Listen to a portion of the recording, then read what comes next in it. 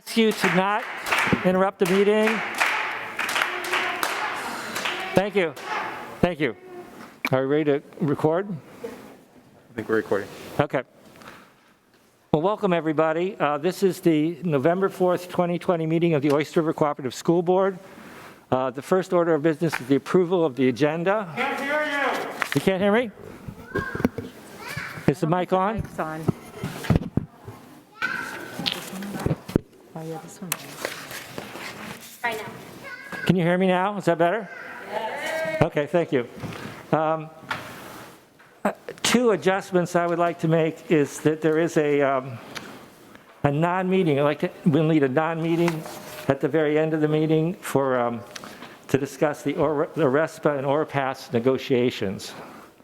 And I would also like to suggest that the order of discussion items be reversed. So we start with the middle school, which I think will be the most complex discussion, the high school, and then the elementary school. So if that's agreeable.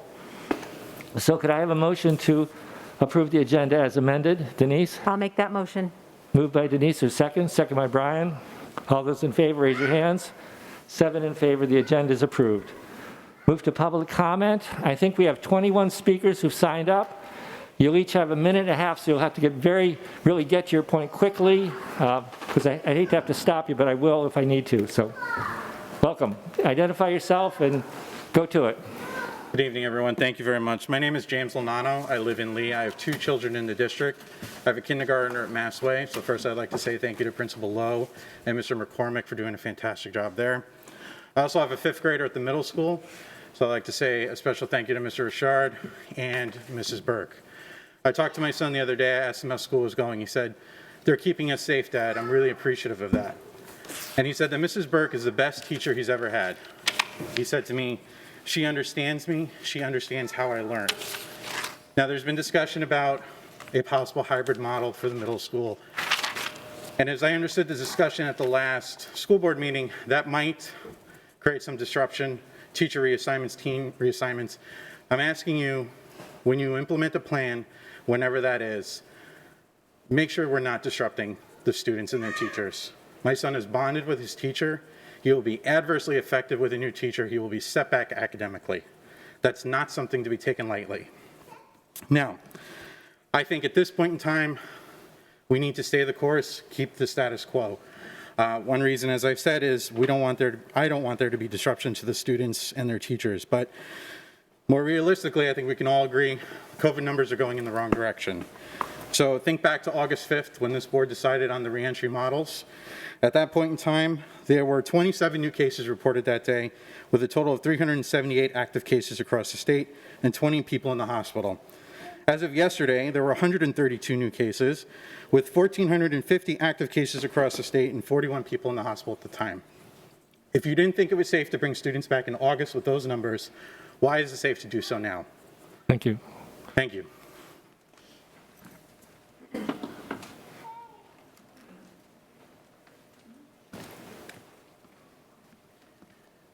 Hi, my name is Matt Carpenter. My son is a freshman at Oyster River. He, as a student coming to a new school, he hasn't really had a chance to meet a lot of the students, to really introduce himself to the school as a freshman normally would. I think looking back, we had an opportunity here in the first couple months when cases were low to try to do some kind of in-person learning, which I think everyone agrees is better for the children. I think, there are opportunities to be creative about in-person learning, outdoor classrooms, maybe taking advantage of a space like this.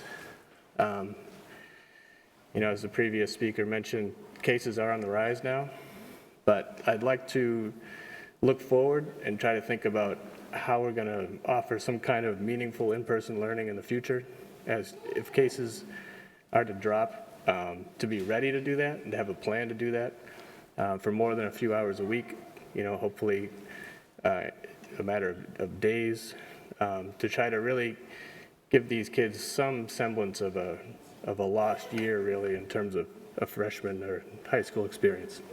Thank you. Thank you.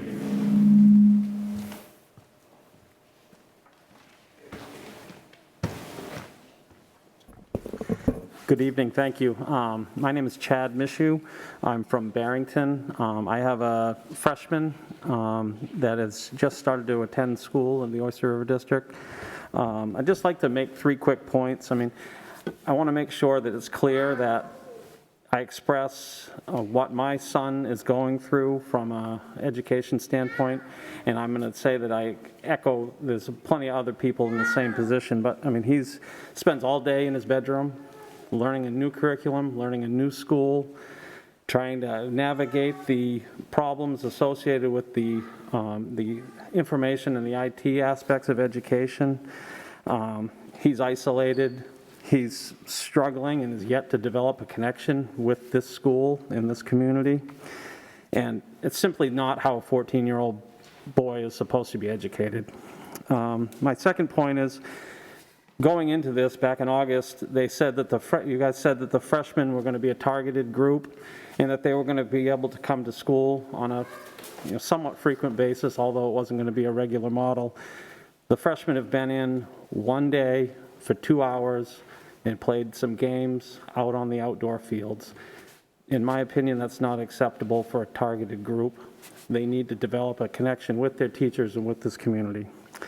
And the third point I wanted to make is the fact that the model that's chosen with the high school being 100% remote leaves no options for a family that wants to have their children have an in-person option. If the roles were reversed and the school was going full-time, in person, and there was a family that didn't feel comfortable, it's very likely there would be an option for that family to go remote. So in the situation we're at right now, a family that wants to send their child to school does not have any options. So thank you for your time, and I hope you consider the comments. Thank you.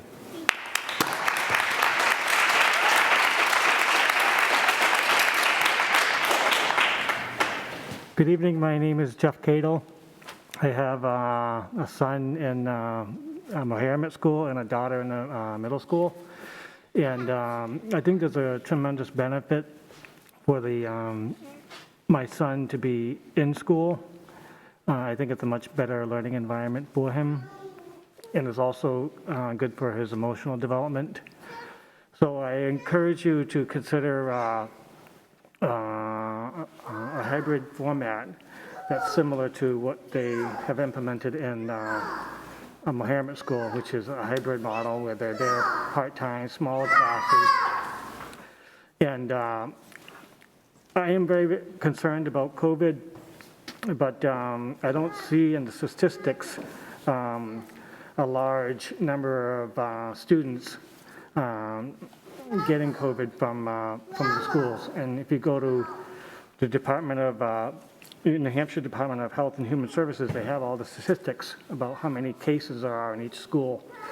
And outside of the schools that have a residency, you're only seeing like 1, 2, maybe 4 cases of COVID. And I think what the CDC recommends is really helping to keep the pandemic down, and that is the hand washing, the social distancing, and the mask wearing. And I think that if we can focus in on that, then I think that the schools will be a safe environment for the kids. Thank you. Thank you.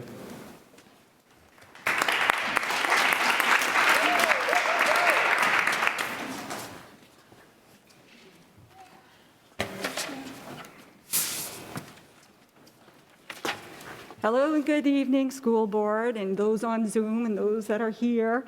I'm Beverly Cadle from Madbury. I have the previous gentleman's kids, one of them right here, the other one in the audience. This is a 5th grader, and we have a thriving 4th grade hybrid student, probably on Fortnite. Are you on Fortnite? Okay. Anyhow, I would like to share, I think teachers need immunity to expand the classroom to accommodate both the in-person and those with the preference of remote learning. It will enable an equitable situation for all stakeholders for synchronous learning. Let's consider modifying the teacher's contract with a sunset provision and offer them an equitable remedy in time for Christmas as a consideration. It will also balance the harms and enjoin irreparable harm amongst all the stakeholders. My law school is doing it, and just maybe we can too. Thank you. Thank you, Becky.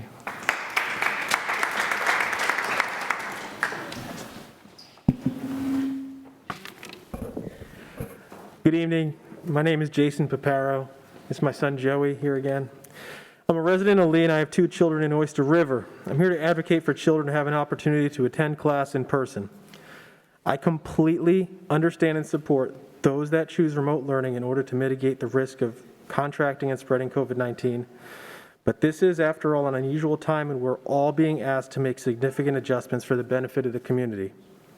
I am, however, frustrated by the lack of in-person options for the vast majority of parents in this district that have made their opinion known via recent surveys. This is important data. Measures such as face mask and social distancing are enough to allow many other parts of our society to continue to normalize in the wake of this pandemic, and public schooling should be no different. But this is a complex issue, so I do defer to experts. The American Academy of Pediatrics strongly advocates that all policies considered for the coming school year should start with the goal of having students physically present in school. Now, the mission of ORCSD is working together to engage every learner. I'm here tonight to tell this board that we are failing in that mission if we continue to deny our students a chance to attend in-person classes. This community has overwhelmingly voiced the need to resume in-person learning for more students. Providing for those families that choose to continue remote cannot mean that my children will be held hostage by a minority opinion so long as there's compelling evidence that in-person is viable, preferred, and more effective.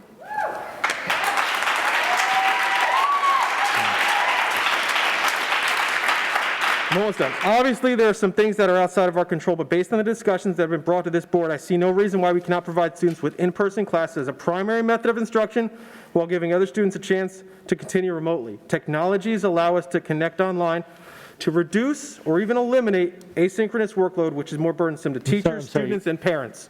Look, we all have to pay taxes. If we don't, we go to jail. So you've got our funding. But I'm telling you, the contract with the public has to ensure that you're responsive to our needs. This is a public service that needs to be held accountable to the public in terms of the approaches that we take to solve our problems. That's what we're doing. We're solving a problem. I'm sorry, your time is up. So thank you very much.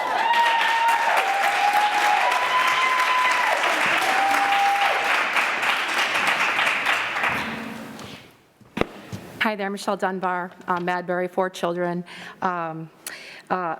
I totally agree with everything that he says. So this is not a debate about COVID. You people are not health officials. You are here. You are either elected or hired by the parents, by the taxpayers. We are fed up with this remote-only delivery of education for our middle school and our high school students. We are deeply discouraged by the stonewalling and the broken promises of this school district. Promises that were made by these leaders of the district back in June. I have a quote from a letter I got from the district, Mr. Goldsmith, who's actually proven that we can actually get our kids back to school. The focus of our summer work of the district and the school committees will work to create multiple possibilities to school in the fall for every learner. Again, this community has been surveyed like 18 times, 25 times. Everything has indicated that parents want a choice, a choice. We are the advocates for our children. You work for us. Well, you get paid by us. If you cannot actually fulfill your duty, please resign from your position because you're not doing your job. This is the checks and balances, what our governments are all based on. Middle school and high school really never had any intentions of going back. I believe that that was another broken promise. They said in August, we're going to roll out the elementary school, see how this goes. Middle school and then high school will be next. But I'm sorry, you saw those terrible models that was given to us 2 weeks ago. There was no indication of that. Teachers are already locked into their contracts. Your time is up. I'm not done. Michelle? We say this is unacceptable. We want the school board to demand a vote today for an in-school option for both the middle school and high school that closely mimics the elementary school. We want this to go in effect by 11/13. And if this does not happen, we have already connected with attorneys. Michelle, We will go Michelle. straight to the New Hampshire Board of Education. That's what's going to happen. So thank you very much. I had more to say, but over you go.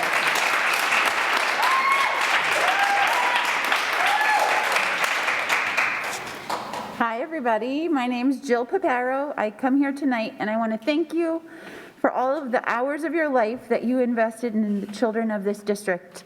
I know that it is time taken away from your own families, and that sacrifice is not lost on me, so thank you. I come here tonight to advocate for this school board to provide a hybrid option for all kids in this district. The facts are, the American Academy of Pediatrics strongly advocates for a goal of having physically present students in school.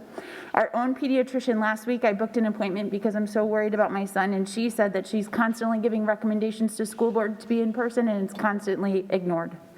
On June 17th, Todd Allen said that he wanted plans to be made for a return to school, and that's been 140 days, and nothing has happened.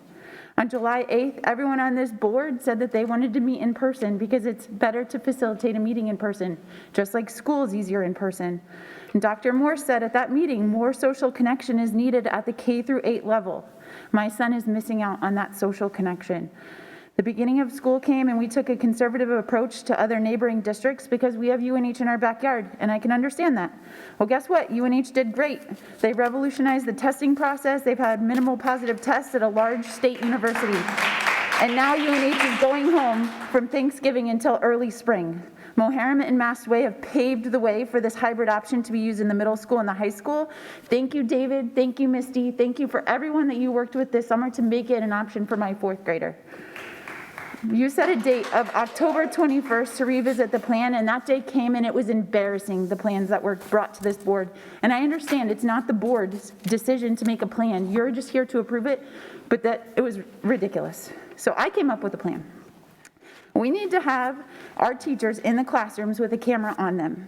They need to teach to the camera and the students in the classroom. This would create synchronous learning for all students. It would prevent students from being reassigned to new teachers. I hear what James is saying. I don't want kids to be reassigned either. I heard at the last meeting what the counselor said. I don't want that to happen. I just want in person to be an option. I'm sorry, your time is up. Okay, I just want to say one more thing. It would encourage families to be more cautious when they have COVID symptoms, because right now, they're going to give them allergy medicine and send them to school. If a student needs a quarantine, they can simply log in from home and participate in the exact same classroom discussion that they're not missing out on.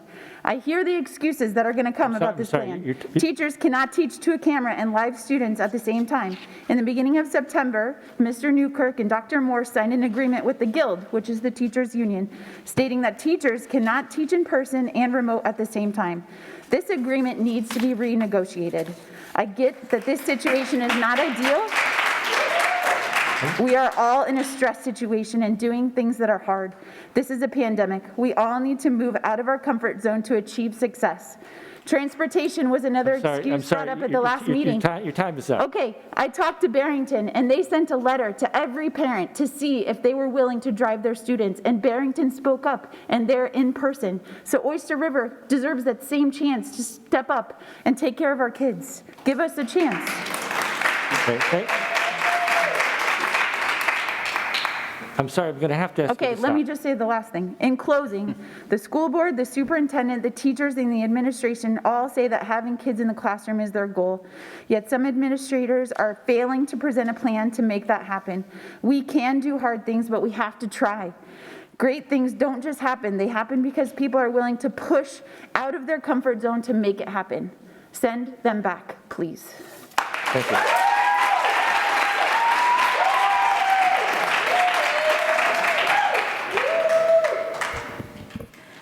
I'm Becky Bigwither, a Lee resident and a parent of 2 middle schoolers. Our families are here tonight because children deserve better. On August 5th, a small portion of our student population was given the privilege to go back to school, while on that same night, our middle school and high school students were sentenced to isolation. Through this mandatory lockdown, we have force-fed their education, their friendships, and connections to anyone in the school through a tiny screen. Anxiety and headaches are too much screen use are on the rise. Our children are losing their sense of belonging and their relationships with peers. We are crushing their spirit. Academically, schoolwork and missing assignments are piling up, and our children are falling behind. It's time to stop the abuse. Make no mistake, our children have the best teachers on their side. We appreciate the endless hours and the hard work you are doing to support our children. Going to school on Wednesdays for 2 hours is not a solution. There's a different vibe and energy on our house on Wednesdays because my kids get to go to school. They get up on time, they actually have breakfast, they maybe brush their teeth, but they are out there on that bus with their things. This day, it gives them a purpose. Our daughter comes home so excited from 6th grade teacher, Miss Bissell, because Miss Bissell has these jars of specimens that the kids can touch and hold. This proves that nothing can replace the experience, nothing can replace the essence of being in the classroom. Our elementary schools are proof. I'm sorry, your time is up, so could you finish? Yes, our elementary schools are proof that we can bring students back safely, give our children purpose, give our middle schoolers and high schools the opportunity to come back in person. Now is the time, and our students need to get back in the game. Thank you.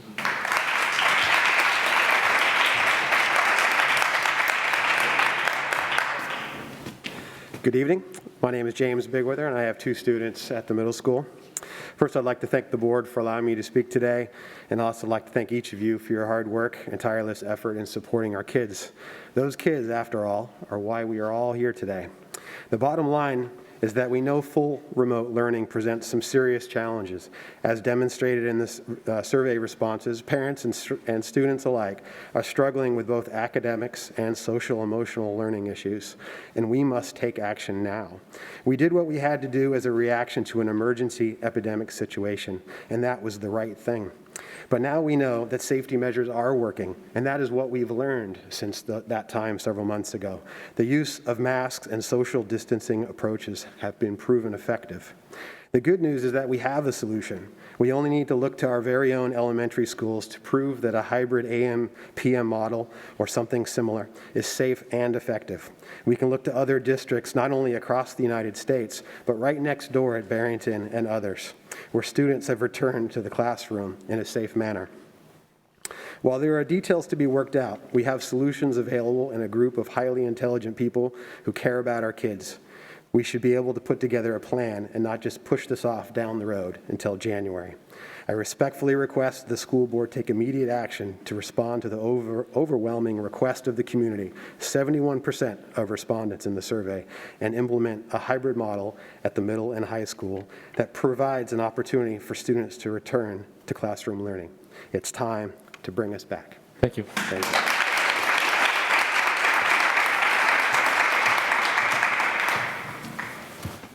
Hi, everyone. My name is Rick Alvarez, and this is my wife, Jen Alvarez. We have 3 children, 4th grader in Mass Way, and 2 children, a 5th grader and 7th grader in middle school. I just want to say thanks again from the beginning. Several months back in August and September, we were faced with an impossible situation, right? There's no perfect answer. There's so many options that we had to choose from.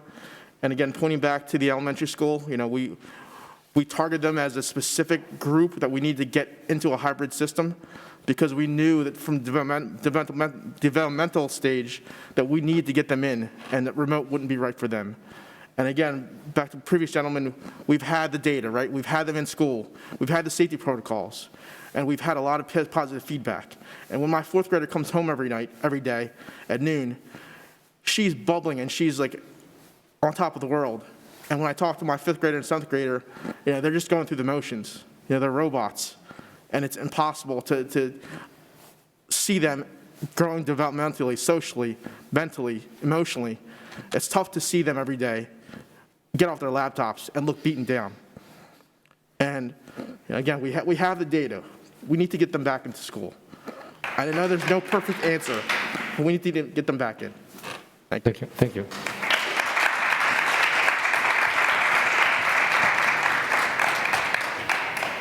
Hi, good evening. I'm Rebecca Troop. I have a recent graduate from Oyster River High School, and I have a current freshman son in Oyster River High School. I completely understand that decisions about whether or not to reopen schools in person are naturally fraught, given all the potential conflicting interests that are involved. I've been intricately involved in a very similar strategic process in my place of work. Unfortunately, I don't feel that you are approaching this in a strategic, thoughtful manner to get these kids back in some format.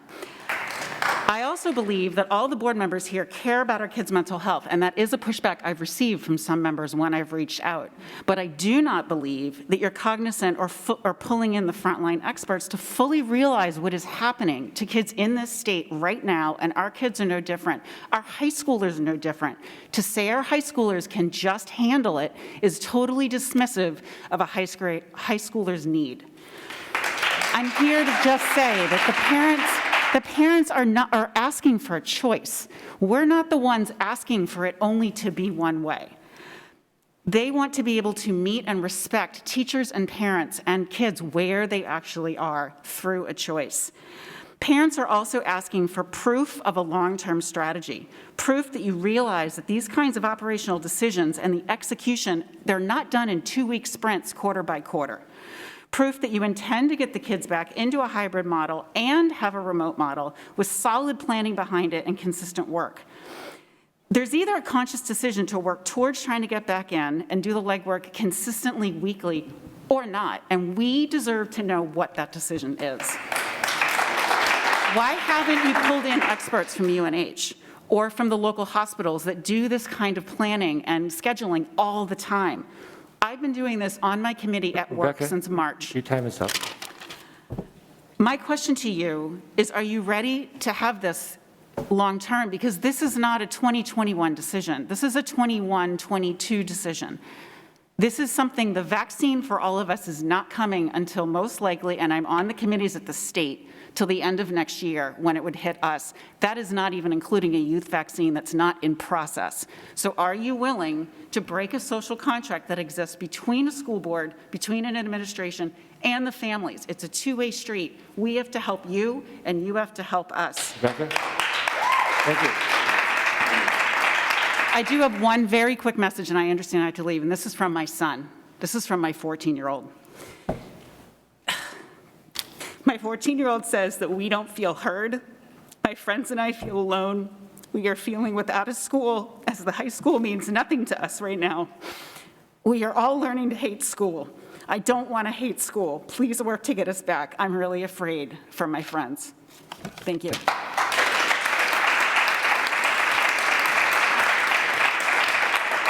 I'm gonna, Todd, how many, I'm just trying to, We have 7 left. That's more than, okay, I think we have 7 left. I just ask you, I hate to interrupt, but if you could just try to stay to the minute and a half, all right? Oh, yeah, I will. Is that a deal? Okay. All right. Hi, my name is Tara Beaupre. I live in Durham. I have a 4th grade daughter in the hybrid model, an 8th grader and a freshman. I'm here to ask the district come up with a reasonable, safe plan that enables all students to receive in-person instruction. I realize that some might choose to stay remote, and that's their choice. However, a choice needs to be given to the students who want to be in school. I watch my middle school and high school are locked in their rooms every day, stuck on Zoom calls, completely disengaged, uninspired, unmotivated. The amount of screen time is unacceptable and unhealthy. We moved to this district so our kids could receive a high-quality education. Currently, they lack appropriate in-person instruction and social interaction. The virus is not going away. There are plenty of districts around us that have found ways to successfully bring their students to school with minimal cases.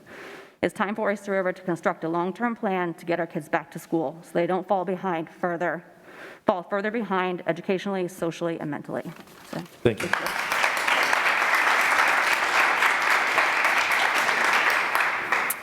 Hi, I'm Christine. I live in Durham. I also have 2 middle schoolers. I've spoken before. I've written an email recently, so I'm not going to get into that piece of it. I just wanted to let you know that I support everyone here on this subject of at least giving the choice of remote or in-person, because 71% want in-person. And I think you just need to hear that and really take it into consideration. You asked for a survey for that reason. People answered you, and it just seems like it's being disregarded, and it really just starts to,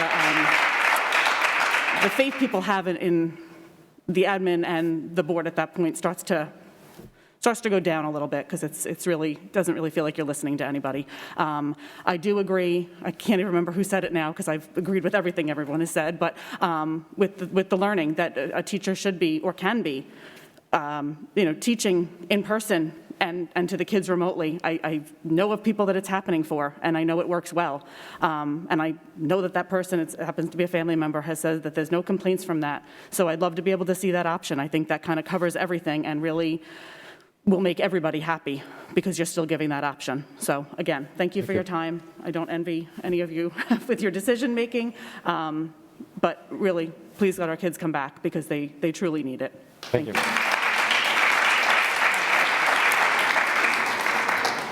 Hi, Mark Avery from Madbury, kid in high school. Thank you very much for letting the conversation go on. Listening to the public as elected officials is one of the most important things you guys can do. So thank you very much. With that said, you have tough decisions. We got that. We understand. It's not easy. But I would offer a mantra: do the least harm. Being closed down right now is doing greater harm than starting to open up. Opening up will cause some harm. We'll be honest. We know that. But the closed down is causing a long-range, multifaceted harm. Please consider that. Please find a way to get our kids back to school. We do understand you're trying to do the right thing, but being closed down isn't. All right. Thank you very much. Thank you.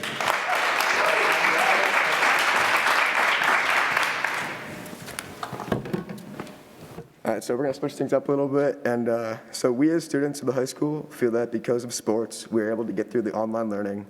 If we cannot be in school, we have a proposal to safely provide our students with the opportunity to feel the sense of school pride and community.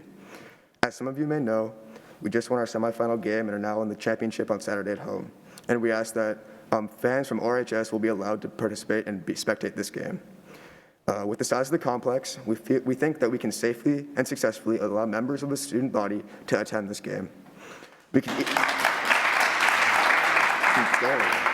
easily spread out students on the JV grass field and around the fence outside of the track, as long as spectators will be wearing masks. This is the championship game, and for us seniors, it is our last and biggest game of our life. And the student body is a big part of that. We've already successfully brought in large numbers in for team building for freshmen, so I believe we can do the same for something like this as well. An event like this is huge for school spirit and will give students a sense of community that they haven't had in a long time since the start of the school year. This is a one-time event, and if done properly, we can make the chances of anyone getting COVID slim to none. Thank you. Thank you. Good luck. Good luck.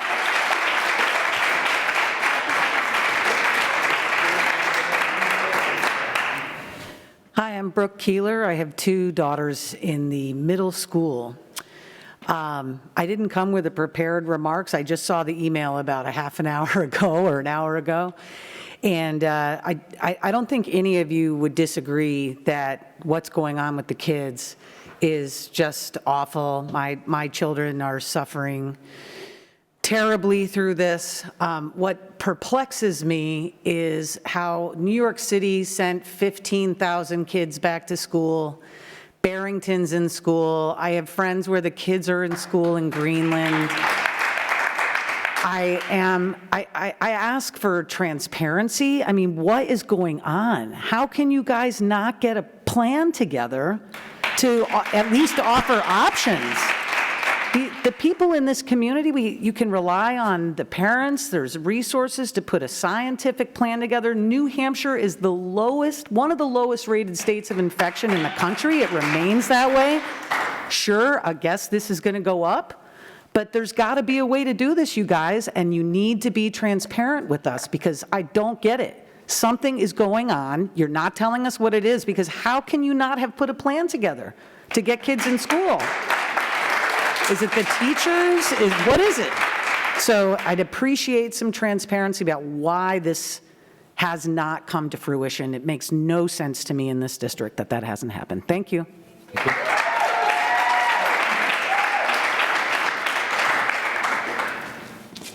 Good evening, everyone.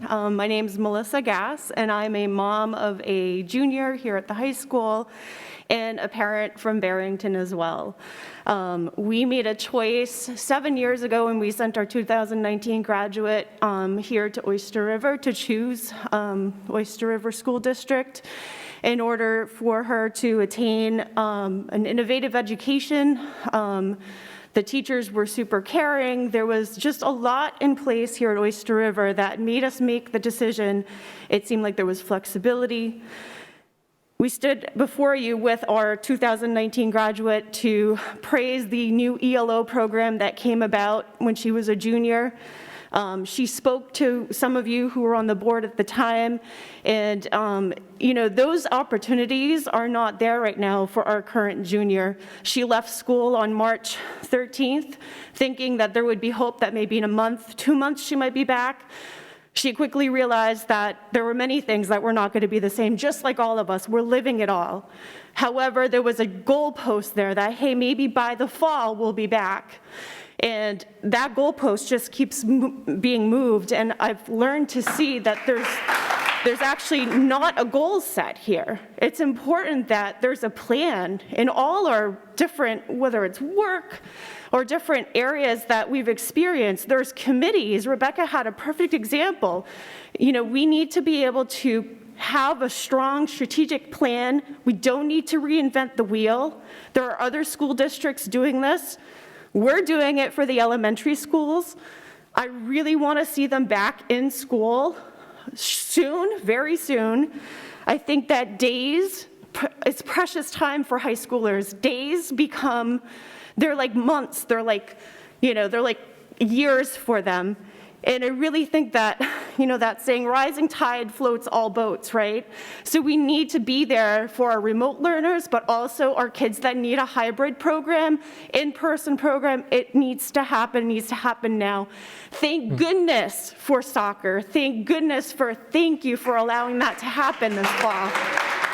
Thank you. Thank you, Andy. And I just want to say one more thing. I request that at some point that the high school comes first in your discussions. You're tired by the end of the night. The high school needs more time. Ms. Philippone needs more time, and she needs to be able to come to you guys with a plan that doesn't get knocked down every single time.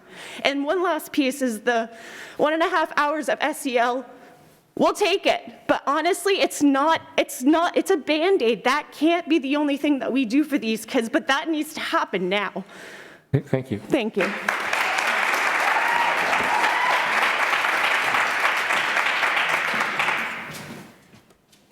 Hi, my name is Susan Sedley. I had a daughter go through the school and loved Oyster River, and now I have a senior, Ryan, who is on the soccer team, who just, these guys just did a great job. And I do echo everybody's thoughts who have been up here tonight. It's really quite amazing that we're at this point, honestly.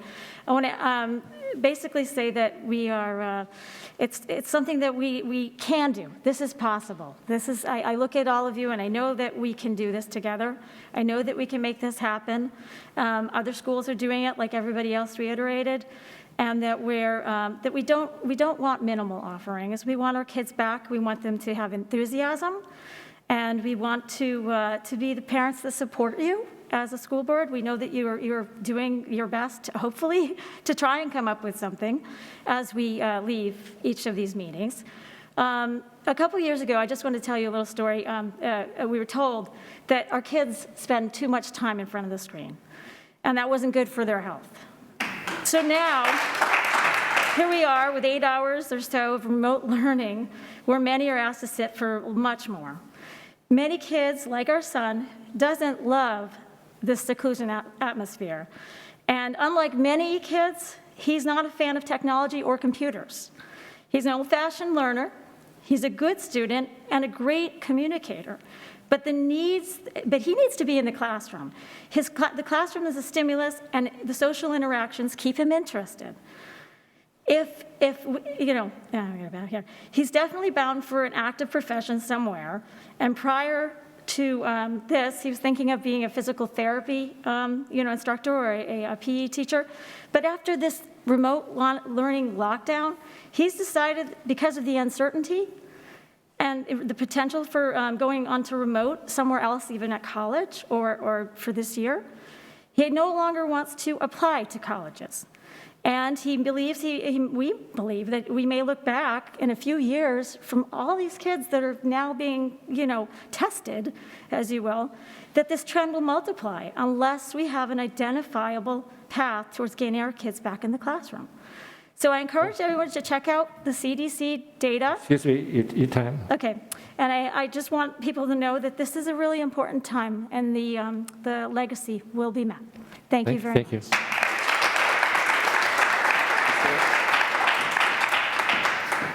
Good evening. My name is Allison Jumper. I have 3 children in the Oyster River schools.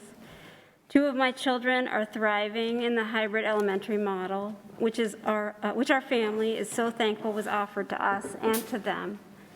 This model has proven to be both safe and effective, and our children love going to school. My son is at Oyster River Middle School, and he has not been able to attend school in person regularly since March. It is now November. Please implement a safe hybrid model for our students at Oyster River Middle School. There is no more time to delay in choosing a plan to do this for our children. Thank you. Thank you.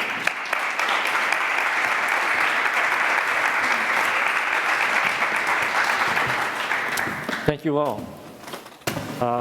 Move to the approval of the minutes from the 10/14/20 workshop. Brian? Motion to approve. Moved by Brian, is there a second? Second by Denise. Changes? Hearing none, all in favor, raise your hand. 7 in favor, the student rep in favor. Move to approve the regular minutes from the 10/21/20. Brian? Motion to approve. Moved by Brian, second. Second. Denise, were there changes that Wendy needs? Hearing none, all those in favor, please raise your hand. 7 in favor, the student rep in favor, those minutes are approved. Announcements, commendations, and comments from the district. Ben? I have one. From the board? Go ahead, Guido. I just wanted to thank the district as a Durham resident. Pulling off yesterday's election was pretty amazing, and we would never have been able to do it without the use of the high school. The multipurpose room was used for a same-day registration. I think we had about 1,350 same-day registrants, and then the entire gym was used for voting. And again, the custodial staff and everybody just did a phenomenal job, so thank you. Denise?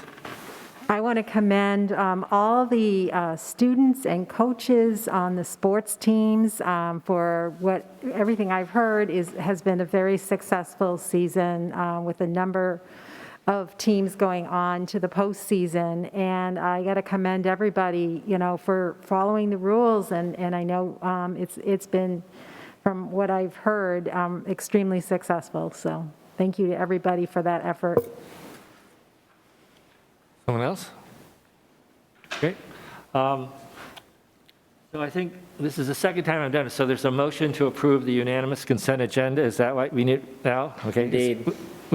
I'll make a motion to approve the unanimous consent agenda. And usually the 2 items on it are a motion to approve the tuition for the 21-22 school year, and the second one is the motion to appoint Maggie Morrison as the 2021 Sustainability Coordinator. All right, so I have a question because we're new at this. If I want to pull something out, Just say what you want to pull.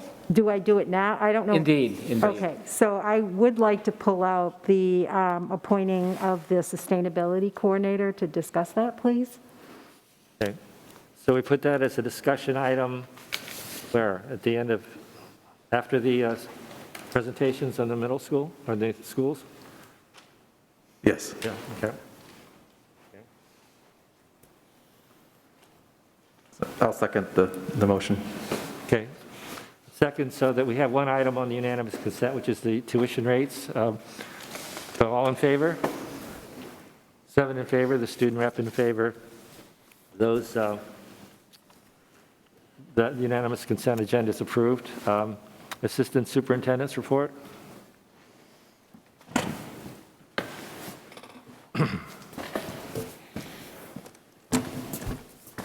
I will be quick, but you, at Denise's request, you received a memo yesterday outlining the strategic plan goals surrounding the sustainability education goal, as well as the curriculum leadership goal, kind of giving you an update on that.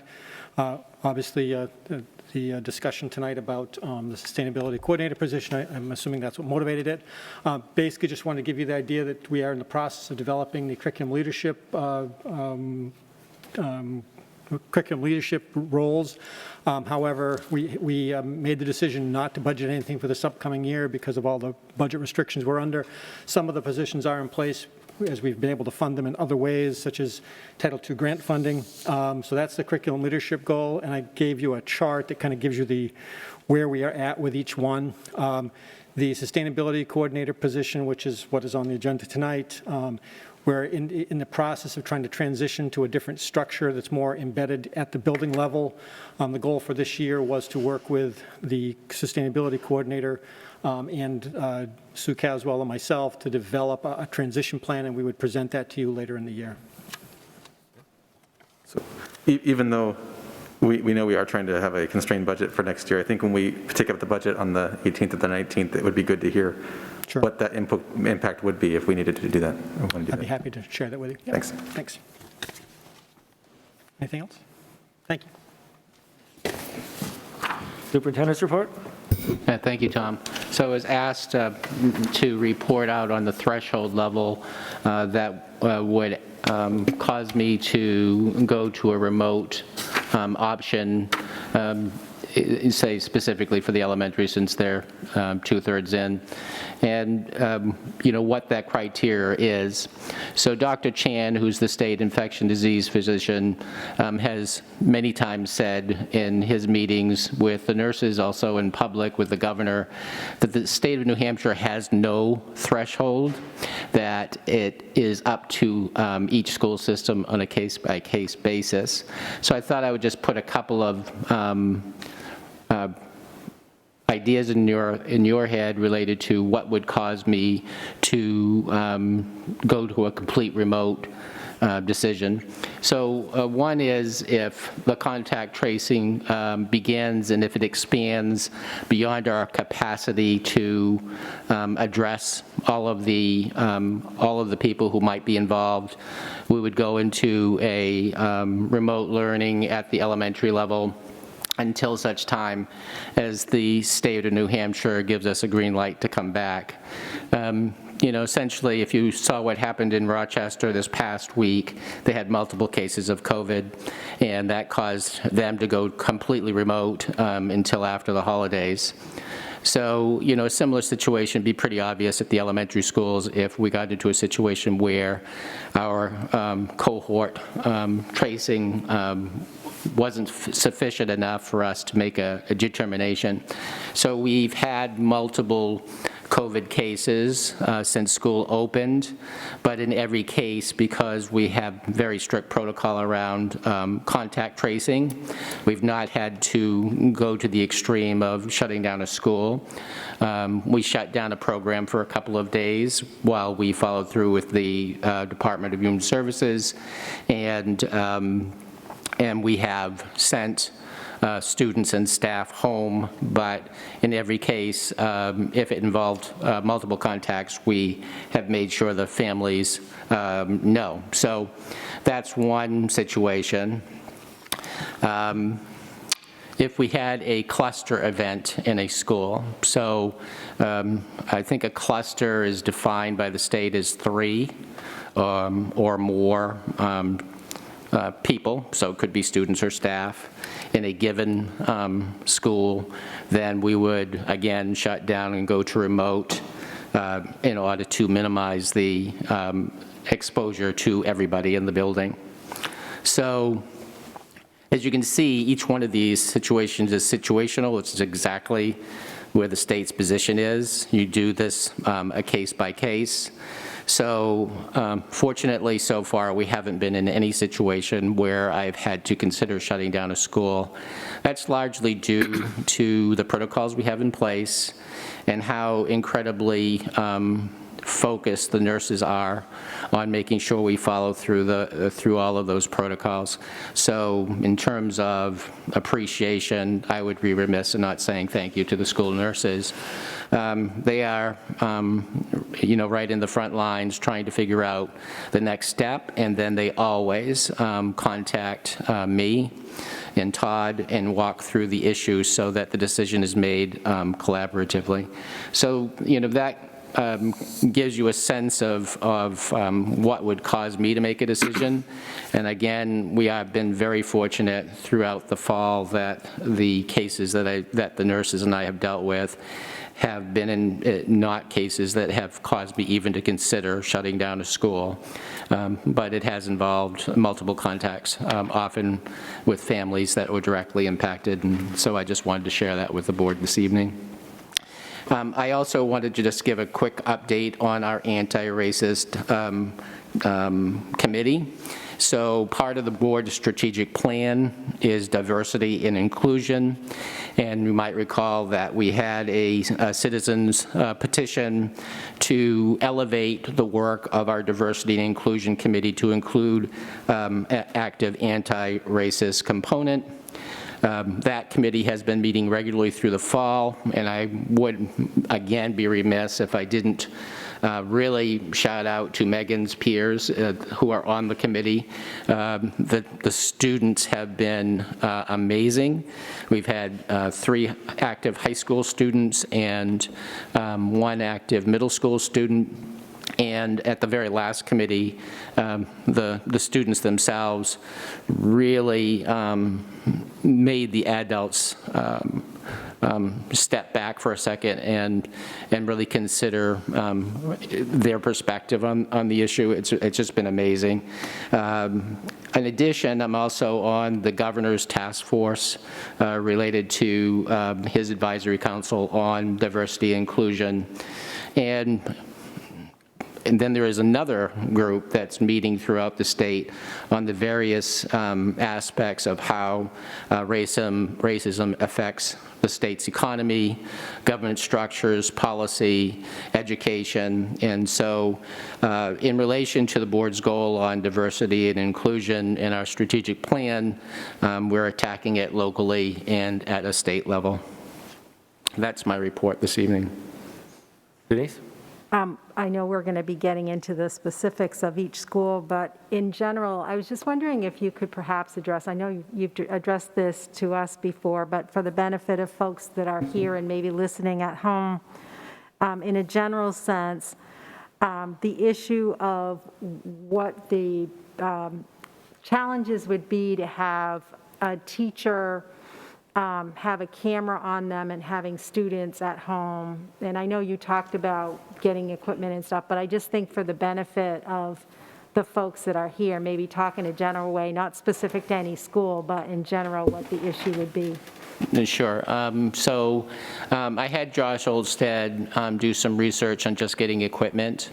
And so in terms of the OWL devices that have been mentioned at the board meeting, they are 4 to 6 weeks back ordered. But then when Josh actually called the school system that has an order in, they've been told they won't get their machines until April. So part of the obstacle is the availability of the technology. The OWL technology is the gold standard, if you will, so I asked Josh to check out other similar technology. And it's a situation where demand right now has exceeded supply. So that's one issue. Then the other issue is the comfort of the teachers in terms of being on camera. So it's a matter of polling, and I would tell you that the Teachers Guild is polling their staff right now and getting feedback on whether our teachers are comfortable being on camera while they're teaching. So it's twofold. It's basically, is the equipment available, and then 2, what is the comfort level with our teachers being on camera while they're teaching. Other questions? Business Administrator? Sue?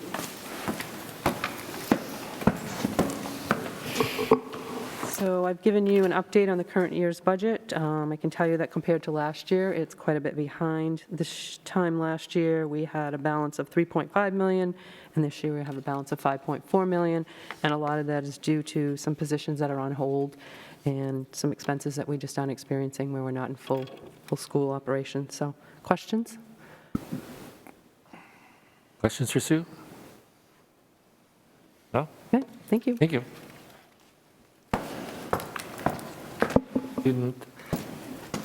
One thing on the agenda, we've called this traditionally the Student Senate report, but I think, and if it's agreeable to the board, maybe call it a student rep report so it isn't just, you know, if there's anything you think we should know about what's going on in the school based on your experience, feel free to bring that to us. Sure, yeah. Is that all right? So you don't have to limit it to the Senate, okay? Okay, yeah, thank you. So before I start with the student rep report, I guess I do just have some like athletic news. The Unified Soccer is moved to the state championship game tomorrow, and that's going to be here at 3 p.m. versus Dover. Boys soccer also is in the Division II state championship game, and that's going to be here on Saturday versus Bow at 2 p.m. And then boys cross country has their meet of champions this weekend, so that's just some good news to kind of lighten the mood for this meeting. Then in terms of how students are feeling these days, which I think is what everyone wants to know, I think bottom line, students just want to be heard. And you know, I think a good example of this is we just went through the public comment section, and of all of the people who spoke during that, only one was a group of students, and they were just asking to have spectators at the soccer game. So students, they are very aware of what's going on right now, and they do have opinions about it, and I think that they don't necessarily feel like those opinions are being heard. Of all the surveys that have been done, I feel like maybe the least have been given to the students, and they've been given the most limited options and the most limited information on what's going on in the community and what decisions are being made. And they kind of feel like these decisions are being made out of their hand. But, you know, considering that this school is meant to serve the students and, you know, we're the ones attending it, I feel like students should have more of a voice, or at least feel like that they're being more represented. And, you know, as the student rep, that is why I'm here. And the other thing is, you know, the longer we wait to make a decision, I think the worse and more just tired people become with this whole process. Students want to go back, and some want to be remote. And it's like this balance of trying to figure out, okay, what is the safest option? Like, we all recognize that COVID-19 is a real threat, and I'm not here to discredit that at all. And I don't think any students at Oyster River would either. And so they understand why, you know, the remote learning thing has to be implemented. I mean, no one wants to have a situation where we go back and then we all have to go back to remote like we did in the spring of 2020. Like, that's the last thing anybody wants. But the longer that we deliberate, I think students just become more, like, they want to hear a decision. It may not be the decision they want, but we're kind of in this state of limbo where we're not really sure where we're moving. And because we're not really being heard, and because it's so slow moving, I think students are starting to feel a little bit, I think, tired is the best way I can you know, say it. So yeah, just to kind of sum up the points, I mean, ideally students do want to be back in school, but more so, I think students just want to feel like this board and also the entire community is actually looking out for them, and that, you know, we do move to make a decision on this, because the longer we wait, the harder it's going to be to make that ultimate decision. So that's all I have to say. Thank you. Can I ask you a question on another topic? Sure. What is your perception of the interference or non-interference when students turn off their computer, turn off their camera when they're in a class? Because my understanding is that happens fairly frequently. And thinking back to my experience as a teacher, I would find that disconcerting not to be able to see the reaction of a student. Yeah. So I'm just wondering what your experience of that is. That's another thing that is a little bit like, it kind of can go either way. I've been in classes where a lot of students turn on their cameras, so they're more discussion-based classes, and so more students feel apt to have their cameras on. And I'm in classes where it's encouraged for students to kind of be muted and have their cameras off and just let the teacher do their lesson, because the cameras present a way for students to see each other and communicate with each other, but they can also be a distraction. And depending on somebody's situation, they may not feel comfortable having their camera on. So I, in my personal experience, feel that having the camera on is better in terms of connection. And if we're really doing remote learning in the spirit of synchronous learning, having the camera on is very beneficial to that. But that said, I don't think everybody is on the same page in terms of their comfort level and also what is, going on in their environment when it comes to having the camera on. And not all classes necessarily require it.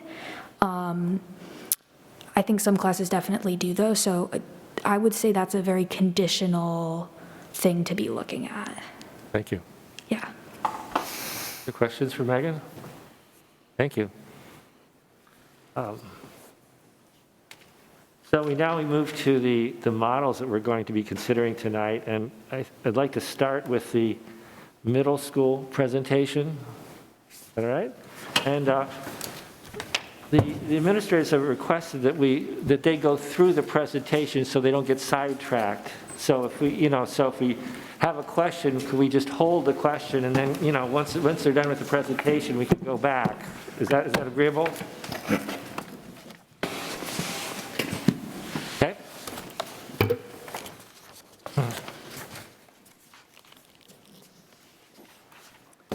Great. Jay Rashad, the principal at middle school. Bill Sullivan, my assistant principal. Todd's here to talk about potential certification things in one of the models, and Catherine, of course, is here in support in terms of any specific special education questions. Again, I really appreciate the time. I mean, the goals and objectives of these 4 models that we're going to present tonight, we want to do what's best for all kids, not focus on remote kids or in-person students, but again, we create these models based on what's best for all students at ORMS. You received the models last week on Friday. We were working right up to the deadline to make sure we got it to Wendy. Again, I appreciate Tom letting us go through all the models, and then we'll take as many questions as you want at the end of the presentation. We did make some slight modifications in some of our slides because just due to the school board feedback, we did make a couple errors. Need to make some very, very minor changes. Bill's going to go over some of our numbers in terms of model estimates. Hi, everyone. Thanks. So the numbers you see here, these are our enrollment numbers and our staff configuration at each grade level. So you'll see in 5th grade, we have 151 total students. It's comprised of 4 two-person teams. It's important to note that one of those teachers is a remote-only teacher. In 6th grade, we have 161 total students. That's comprised of 2 four-person teams. 3 of those teachers are remote only. In 7th grade, we have 160 total students, 2 four-person teams. There aren't any remote teachers in the 7th grade. And in 8th grade, we have 185 total students, our biggest class, also comprised of 2 four-person teams. There are 3 teachers that are remote only. The numbers you see below each group, those are based on the survey results that we talked about a couple weeks ago here. It's important to note that the percentages are based on the fact that 77% of the people polled or surveyed responded. Okay, so 77% responded. These percentages are what were reported out of those 77%. So 97 people or students, families were interested in a hybrid model, which represents 64% in the 5th grade. 54 people, or 36%, would prefer to remain remote. 6th grade, you see 117 are interested in a hybrid. That represents 73%. 44 people would remain remote. That's 27.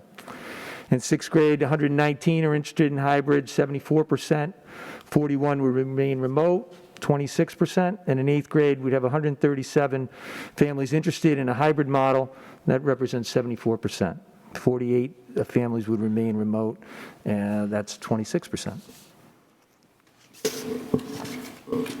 Just real quick before I get into option one, I mean, one of the things I've been thinking about with Bill is when we did survey parents, when they said they wanted a hybrid, we're actually presenting 4 different hybrids tonight. So there could be a variation in terms of what parents and students feel comfortable with. This current model, option one, is what we're currently doing, and one of the other options is, very different with the students in much more frequently. OMS option one, again, this is what we're currently doing, our current model. Here are some of the pros. Again, this allows all learners to remain on their current team with consistent teachers. Offers student engagement with their teachers 4 to 5 days per week, whether it's in person or whether that is actually synchronous learning online. This allows our continued targeted learning on Wednesdays. As I mentioned 2 weeks ago, we continue to bring more students back. As of the board meeting last Wednesday, I had parents reaching out to me that Wednesday night, can my son or daughter come into school? And we work very closely with families and those teachers to get those kids in. Again, this allows, and being kind of repetitive, this allows teachers to continue with the current teams and students. One change we did make from 2 weeks ago is we did increase what I would consider the academic day. We moved office hours back from 1:45 to 2:30 to it. We created a Bobcat block, and office hours now would be 2:30 to 3 o'clock. Just a couple cons. Again, this limits in-person opportunities for the majority of our regular education students, and it also increases daily screen time. Some of the enhanced features, again, we're increasing targeted learners on Wednesdays. We kind of had a cap of 20. We're having internal talks with my staff about increasing that. I don't have a specific number, but the bottom line is any student in need, any parent that reaches out to us that student needs support in person on Wednesdays, we will work with those students and families to make sure that we get them in. One of the things is that, we need to make sure we give our transportation department at least a week's advance notice, but we had a parent actually reach out to us last night. They did not need transportation. They passed the COVID test through our nursing office, and we brought that student in today. We do continue to increase clubs and activities. That's something we mentioned 2 weeks ago. I actually reached out to the staff. I had numerous staff reach out who are in the planning phases of creating new clubs to start at the middle school, both in person and remotely. Here's a list of some of the clubs that we are currently doing. We've done the outing club with UNH. Our social justice club, again, that's remote, but that has over 60 students right now. Math Counts has 17 students, that's remote right now. Dave Irvin's doing his jazz band on Sundays, that's remote. And we have teachers doing book clubs. We're going to continue to develop opportunities to bring students in, kind of like we did with the STAR assessment and beam signing. Some of the works that we're discussing internally is like having a spirit week where we bring in the kids to be with their grade level teachers. Again, this would be an increase of our academic day, more Bobcat academic enrichment time. I just wanted to define what Bobcat time means. The first Bobcat block of the day is 30 minutes. Really what we do with that is we have specific student needs and skill deficits that we want to meet and have teachers work directly with those students. What would a second Bobcat time be? That would be an additional 45 minutes. A lot of students have challenges in more than just one subject. So a student might be working with a math teacher in the Bobcat number 1 and Bobcat 2, they might need assistance with a science lab or social studies assignment or a project. So this would be academic time with teachers. All students will be involved with that. Another quick definition I wanted to share is office hours. We talked a little bit about that 2 weeks ago. That's a more individualized time with students where students can reach out to their teachers via email. Teachers can reach out to students in terms of email, and they can also have individualized Microsoft Teams meetings. So it's a much more individualized approach in terms of office hours. Bill's going to talk about what the schedule would look like in this model. Again, this is the current model, what we're doing. Thanks. So this model, what we're doing right now, so this is a model of our synchronous learners, what they're doing when they're at home with their teachers synchronously. So you can see that our day starts at 9 o'clock. We run through, whatever core classes they have during the day. They're in 5th grade, they do a topic study, which is another core time for them.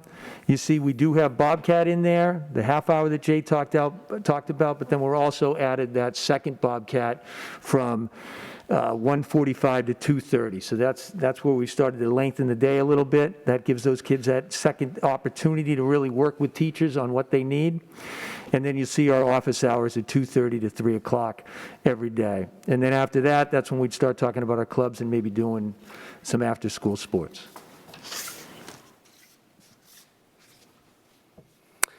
Next is our option number 2. We actually presented this to the board. We didn't really talk much about it.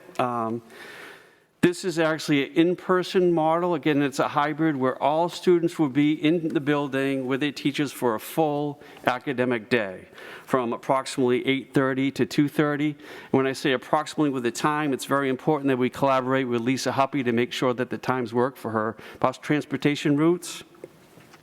Again, this allows all students to be in once per day. How this would work, how would I explain it is, and Bill will go over the schedule, is all students in 5th and 6th grade would be in one full day.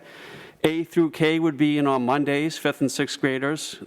L through Z would be asynchronous outside of the school day. And then the next day on Tuesday, L through Z, 5th and 6th graders would be in the building for a full day, and A through K would be asynchronous. Same thing with 7th and 8th grade. On Thursday, A through K would be in, then on Friday, L through Z. Again, this would give students a full day in the building. Another thing I like about this model is, again, I think having targeted learners in on Wednesdays is very important. This allows student engagement with teachers 3 to 4 days per week with live sessions. Again, an in-person day, then 3 synchronous days. Again, it's kind of being repetitive, but we have increased the school day to, 2 to 2:30 with the office hours from 2:30 to 3 o'clock. Some of the cons with this model, again, it changed one synchronous day to an asynchronous day. Again, teachers can't do 2 things at once. So on that Monday, when 5th and 6th grade is in, A through K, the L through Z students, they have an asynchronous day. Why? Because again, the teachers are in with students in person. They can't be with those students outside of that. We would need to hire 3 support staff to cover remote-only teachers, and that's essentially the same in 5th and 6th grade and 7th and 8th grade. The reason for that is, again, when teachers are in person teaching, and we do have remote teachers across the different grade levels, we would need to provide adult supervision. How that would work is, this would also work with remote students. Bill will go over the schedule a little bit, but again, we provide an adult in that classroom to supervise those students. Substitutes might be needed. Again, if staff members are out, we need to provide coverage for that. And we may need to reduce some special education services. Again, we may and use Wednesdays to make up for services missed just due to the schedule changed. Some of the enhanced features. Separate special education students could potentially be in the building 3 to 4 days. Currently, with option number 1, we have our special education students in the building getting support from the case managers and others. Again, we'll continue to increase Wednesday targeted learners through our MTSS system and parent referrals. That would be grades 5 through 8. Currently, we do not have targeted learners coming in outside of Wednesdays. I mean, 5th grade comes in Wednesdays, but this would give 5th graders an additional opportunity in terms of targeted learners coming into the building on Wednesdays. Obviously, we're going to continue to increase our clubs and activities. We're going to continue to, as Model 1, bring students in for special occasions, and this also increases the academic day. Bill's going to talk about the scheduling in regards to that. All right, he's stolen a lot of my thunder here. He really broke down how it's going to look. So again, Mondays, the way we looked at it, Mondays and Tuesdays, we'd have 5th and 6th graders in. On Mondays, we'd have them A through K. In 7th and 8th grade, they'd be home asynchronous. And 5th and 6th graders, L through Z, on a Monday, they would be home asynchronous. On Tuesdays, again, we'd have 5th and 6th grade in. The L through Z group would be in. The A through K group would be home asynchronous. And again, 7th and 8th grade be home synchronous. Wednesdays, Jay talked about those targeted learners. The benefit here is that we do get to bring in 5th grade targeted learners. And we have not had the opportunity to work with targeted learners at the 5th grade, so it'll be nice to give them an opportunity to get into the building as well. And then on Thursday and Friday, we just, change it to 7th and 8th grade in that same type model. How it would work during a school day, and I'll get to that slide. Which one we hitting, Jay? So during the school day, this would be a sample model for an in-person and a remote student. Working with Lisa, we're looking to hopefully start our day at around 8:15. All right, we'd have 4 core classes, and I talked about this a little bit 2 weeks ago. In this model, the goal would be, if the numbers work out right, would be to have 3 in-person sessions going at a time and 1 remote session. So the team that is in, that team of teachers and that team of students would be, the students would be broken up into 3 sections. One of the sections would be a remote section, so 3 live and 1 remote. So a social studies teacher may have in his first period of the day a group of kids in front of him.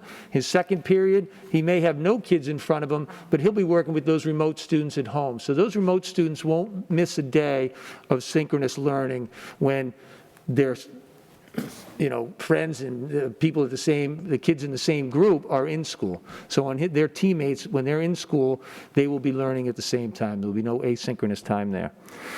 You'll see that in this, we have the Bobcat, we have the second Bobcat, and again, the longer school day, and then the clubs at the end. Also to note here, music and world language will be offered remotely on those non-in-person days.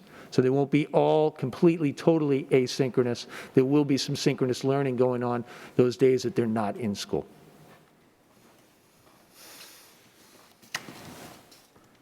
Okay, this is option number 3 that the board requested.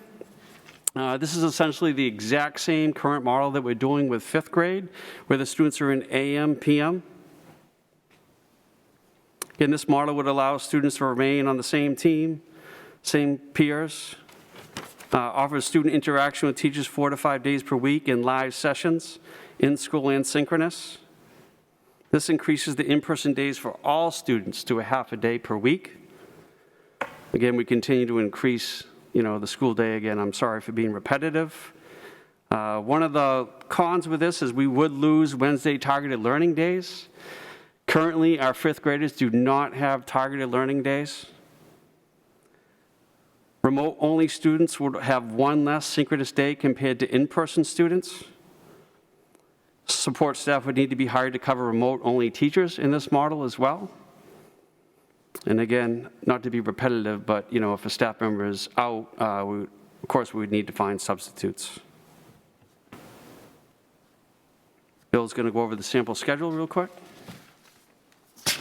All right, so just like our 5th graders now, what we'd like to do in this schedule is bring our 5th graders and keep them in on Wednesdays. Wednesday's working well for them, so I'll start with Wednesday here. We'd have our 5th grade in school, A through K in the morning, and L through Z be in the afternoon. Our remote students would be asynchronous. 6th grade would be home synchronous, as well as 7th and 8th grade. They'd be synchronous learning.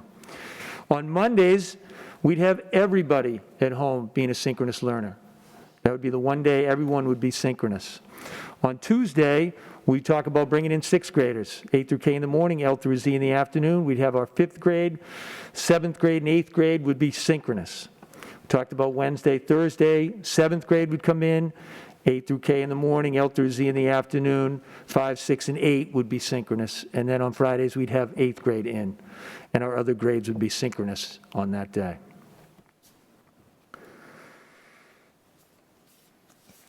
So our synchronous schedule, this is what it would look like, not unlike the schedule we talked about earlier for our synchronous learners. So this would happen 4 days of the week. Each grade would be in for that half-day session, and on the other 4 days, this is what their schedule would look like. Again, starting with advisory and attendance, they'd have their core blocks, they'd have some UA, they would have a topic study if it were 5th grade, they'd have a Bobcat, Bobcat 2, and then their office hours and clubs and sports. For the students that are in the building that day, this is what it could look like. Again, our 5th graders would be on Wednesdays, the morning session. They'd start at 9, have a 2-hour and 15-minute session, start with attendance, jump into some core classes. They'd be done at 11:15 for dismissal. In that hour time, teachers would have an opportunity to, well, we'd have our custodians cleaning, teachers would eat, maybe clean up from what the activity was, set up the next activity, and have the next group in at 12:15. And then they'd be dismissed at 2:30.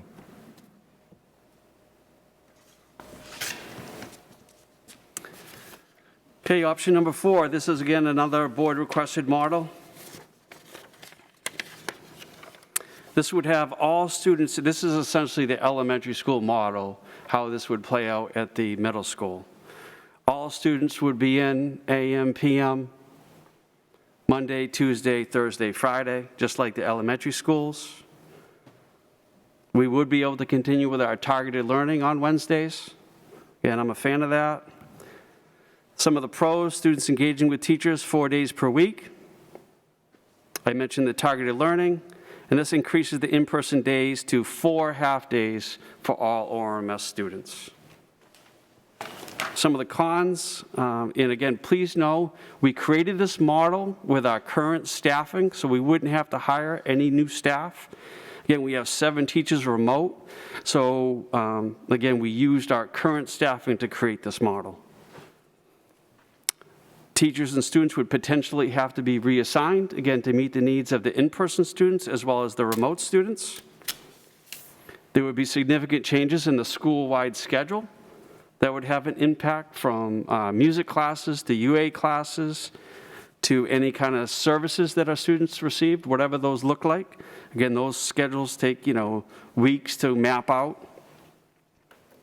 There would be a decrease in the school day in terms of teacher time. I already mentioned in terms of special education needs. Substitutes, again, I feel repetitive, but you would need substitute teachers. Todd's going to talk about the next slide in terms of teacher certifications, kind of what that would look like. And of course, transportation is impacted. We're only able to put 26 students on a bus with our current safety standards. So bringing, an AM, PM model, we might see challenges with that with transportation. Todd, you want to talk about this next slide? Sure. So I just want to, before I talk about this slide, I want to just quickly remind you of the first slide that Sully talked about. All of the models we've been talking about, this one in particular, we've overlaid that using the proportions of hybrid and remote that came out in the survey. So it's important to note that obviously this is not exact, and whatever model we end up with, we would have to go back to families and say, okay, based on this model and this situation, are you interested? So, but what we are using these numbers to do it. The other notion that Jay mentioned was that we are trying to use the current staff we have, and just a reminder that we do have 7 teachers that are remote only due to various circumstances, 1 at 5th grade, 3 at 6th grade, and 3 at 8th grade, excuse me. So to go back to the slide, what we were attempting to do is to anticipate how we would accommodate the remote and hybrid students. At the K-4 level, the way they were able to do it, because all of their teachers are subject generalists, you don't have to worry about are you science certified, are you math certified, are you social studies certified. So basically the way we were able to solve it at the elementary level was if you had 3 teachers at a grade level at a building and 2/3 of the families want in-person and 1/3 want remote, you simply say 2 of those teachers are in-person, 1 of them is remote, and there's no certification issues. When you get up to the 6th through 8th grade level, you shift into subject specificity, and there's a little more of a challenge in how you accommodate it, because all of the students are assigned by teams. So at fifth grade, the solution would probably be identifying, if you go back to the numbers that from the first survey, if you go back, there are 54 kids who want remote at fifth grade. That's roughly 3 teachers. So at the fifth grade level, you would be having to reassign the kids that were in remote potentially to different teachers in order to, because you'd be assigning specific teachers to be the remote teachers. Very similar to what the K4 level did, but obviously we're partway into the year and that would involve moving kids, so there is an impact on those kids. At the 6th, 7th, and 8th grade level, you really have a couple of possibilities in terms of how you deal with those. One solution would be just simply create a remote-only team at each grade level, so you guarantee that you have all of the 4 core subjects covered. And that is when Jay made reference to the disproportionate class sizes. If you look at 6th grade, for example, you can see there are 117 hybrid and 44 remote. If you did it that way, you'd have one team with 44 kids on it and one team with 117 kids on it. And when you divide those by 4, obviously you can see that there's a disproportionate number. The other scenario you might be able to do, and this is where we'd have to reassign teachers, is to make multi-grade level teams. So if you can imagine, you could easily say, okay, there are 54 fifth graders and 44 sixth graders, combine them, create one 4-person team that's providing remote instruction for all of the 5th and 6th graders, and do something similar at 7th and 8th grade. And you could, and by doing it that way, you would not have to deal with hiring additional staff, okay? So to go back to the, other way. Go back to the model. And I want to emphasize, these are back-of-the-napkin estimates. I mean, because again, until you pin it down and say, here's what we're doing, it's very difficult to pin it down. But we roughly estimated the number of kids that would need to be moved. One question that did come up from one of the board members related to, like, why would 7th grade be impacted? Because there are no teachers that are remote. The students want remote. So you still have to deal with how do I reassign people in order to create that remote structure. So student-wise, we're anticipating somewhere 48 at the 5th grade, 60 at the 6th grade, 80 at the 7th grade, and 90 at the 8th grade. Again, they're based on class sizes, based on proportions. The number 32 for teachers, when you ask about reassignment, at the middle school, at what point does an assignment become a reassignment? So for example, if I say you're a science teacher, but I'm changing all your students, is that a reassignment? As long as you're teaching the same grade level? There is an impact to the teacher. The opposite of that is, okay, if I'm moving all your colleagues and you now have a different team to collaborate with, is that a new assignment, even if I'm keeping you with the same kids and teaching the same subject? So when we say 32, we're putting in, they would have 30, all core teachers, and that's how many core teachers there are, 5th through 8th grade, would probably have to have new students, new teammates, and or an actual team change. Until we actually pinned families down to an exact number, it would be very difficult for me to say this is exactly how it would work. But it's important to keep in mind that certifications does play a role here. I can't have somebody who's a math certified person teaching social studies or having a science person teaching English. They have to have those certifications in the state of New Hampshire from everybody from grade 6 on up, okay?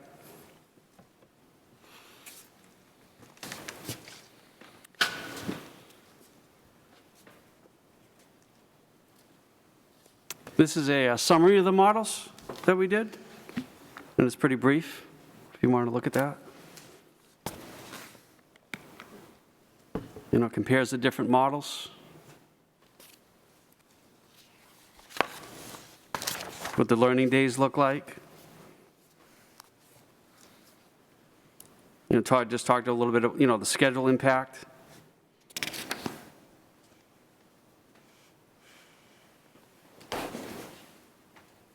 Student impact.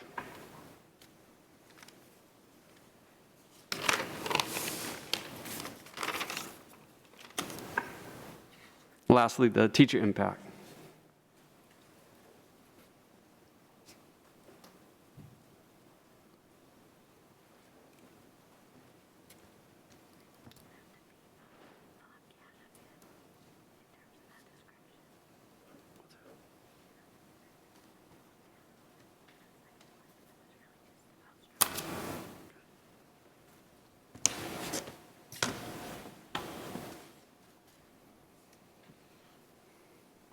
Okay, before we start to take questions, Catherine just gave me some good advice, just in terms of explaining the Bobcat 2 again, in terms of if students need, extra assistance in a different subject area, but that also will be a time for student enrichment. We might have some students who need an extra challenge in mathematics or science or another area where, again, that would be provided during that second Bobcat time. And again, a big piece in terms of the second Bobcat time was teams could decide to work on team-level projects, engaging projects. So that could be, again, I can't emphasize enough that that is core academic time, that second Bobcat time. So we'd be glad to take any questions that you have. Yes, Denise. If you want to go back to the enhanced option 1, the schedule, it looks like they would only have one core class a day, especially like when I look at 6th grade, 6th, 7th, and 6th, 7th, and 8th, especially, like there's only one core at 9:30 to 11. Is that only one subject or? Two subjects, Denise. So how we rotate that, so on Monday and Tuesday, a student might have math and science. Then on Tuesday, they might have language arts and social studies. Okay. So we rotate those, 2 cores a day. Okay. I had a question about timing. When would the model, obviously Model 1, that's what's going on now, but if we choose these other models, when do you anticipate, when would you recommend these be brought into operation? Yeah, great question, Tom. I think we need at least a couple to a few weeks to make sure we have everything aligned in terms of transportation, the schedules, any modifications in terms of that. So, at least 2 to 3 weeks. Al? So I'm going to back up and ask just a basic question, which is the relationship between synchronous learning and asynchronous learning and what's going on there.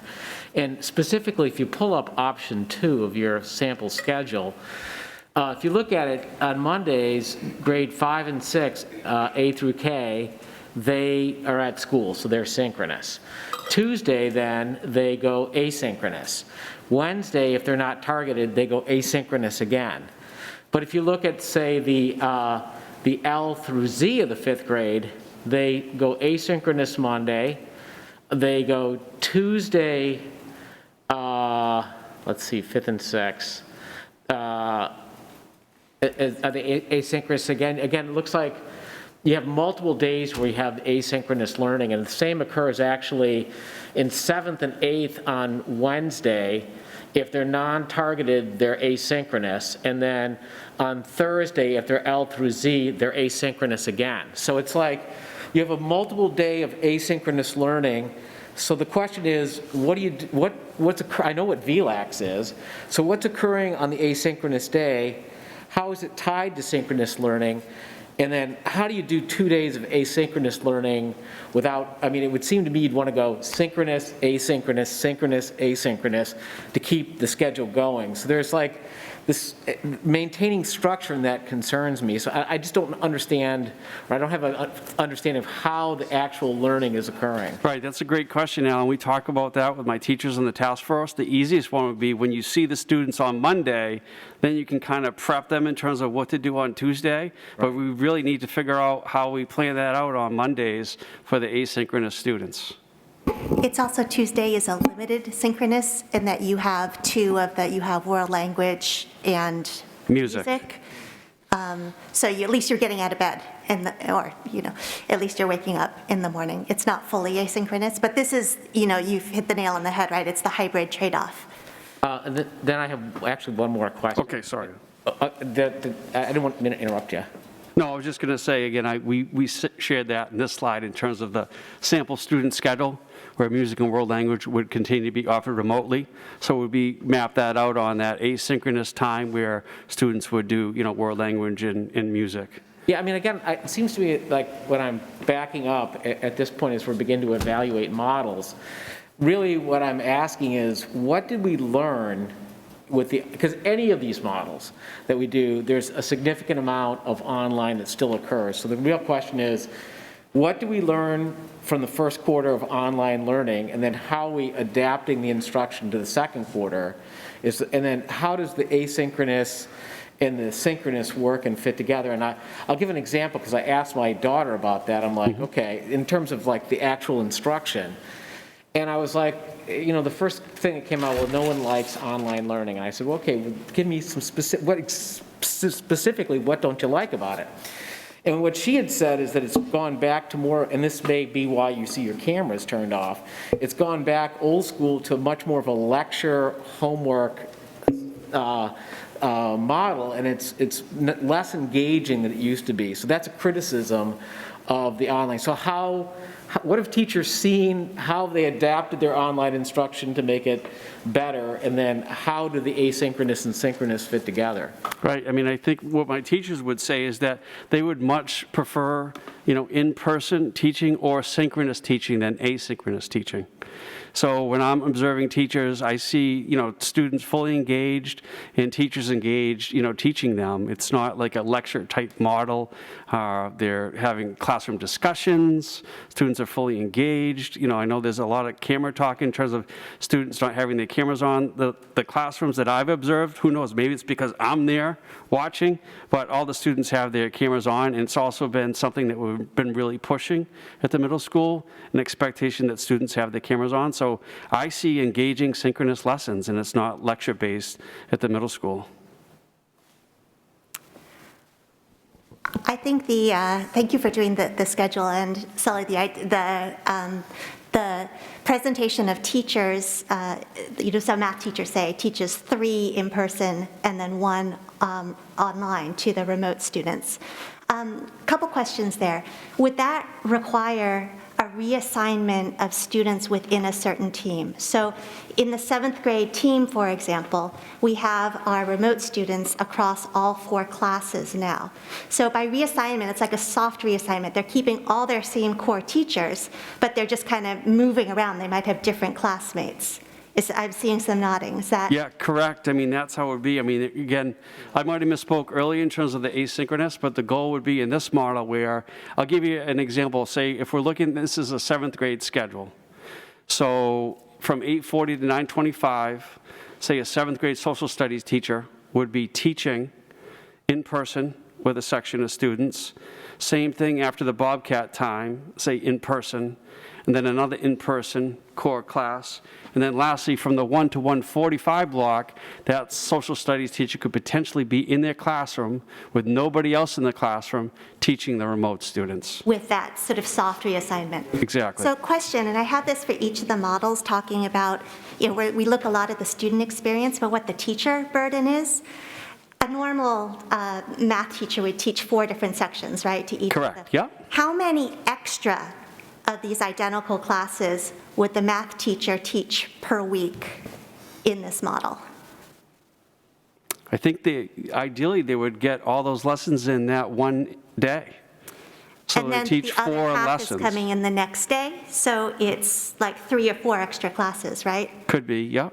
So 3 or 4 extra classes, and conversely, the students are getting 1 fewer math class per week. Potentially. I mean, again, middle school, I didn't say it at the beginning. I mean, even in a traditional setting, when all the students are in, middle school schedules are extremely complicated. So we haven't mapped out precisely what everyone's schedule would look like. This is just a general draft of what it could look like. So once you pick a model, what we would do is get right to work. I mean, right behind me, we have probably 30 to 40 years of middle school experience creating schedules, so that would be the next step. So it could be very much more detailed in terms of what that would look like, UC. It makes sense. I bring this up because I think that these, we've looked at criteria like the number of synchronous and asynchronous days, but it's important to look at the number of extra duplicate classes that teachers are teaching each week.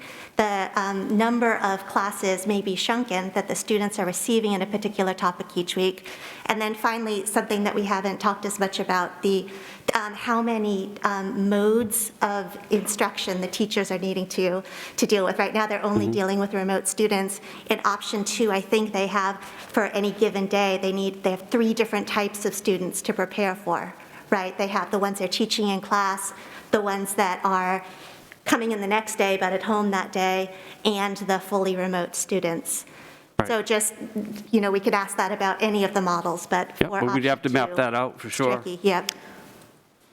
I think Megan's been waiting. Yeah, sorry, I just did have a question about option 3. So option 3 looks to be the only one where anyone who is completely remote isn't getting an equitable, I guess, ratio of synchronous to asynchronous learning as the kids who can go to school, because that one day when, for example, when grade 5 is in school, any of the students who choose to be remote have to be asynchronous, and there's no synchronous option for them. So they're actually getting one less synchronous day a week, where all the other students who are choosing to go in person are getting 5 synchronous days because they've got the 4 online synchronous and then they've got the 1 in person. So how would the middle school work to make sure that the kids who choose to be remote are still getting an equal experience, because they would be getting 1 asynchronous day as compared to their classmates who choose to go in?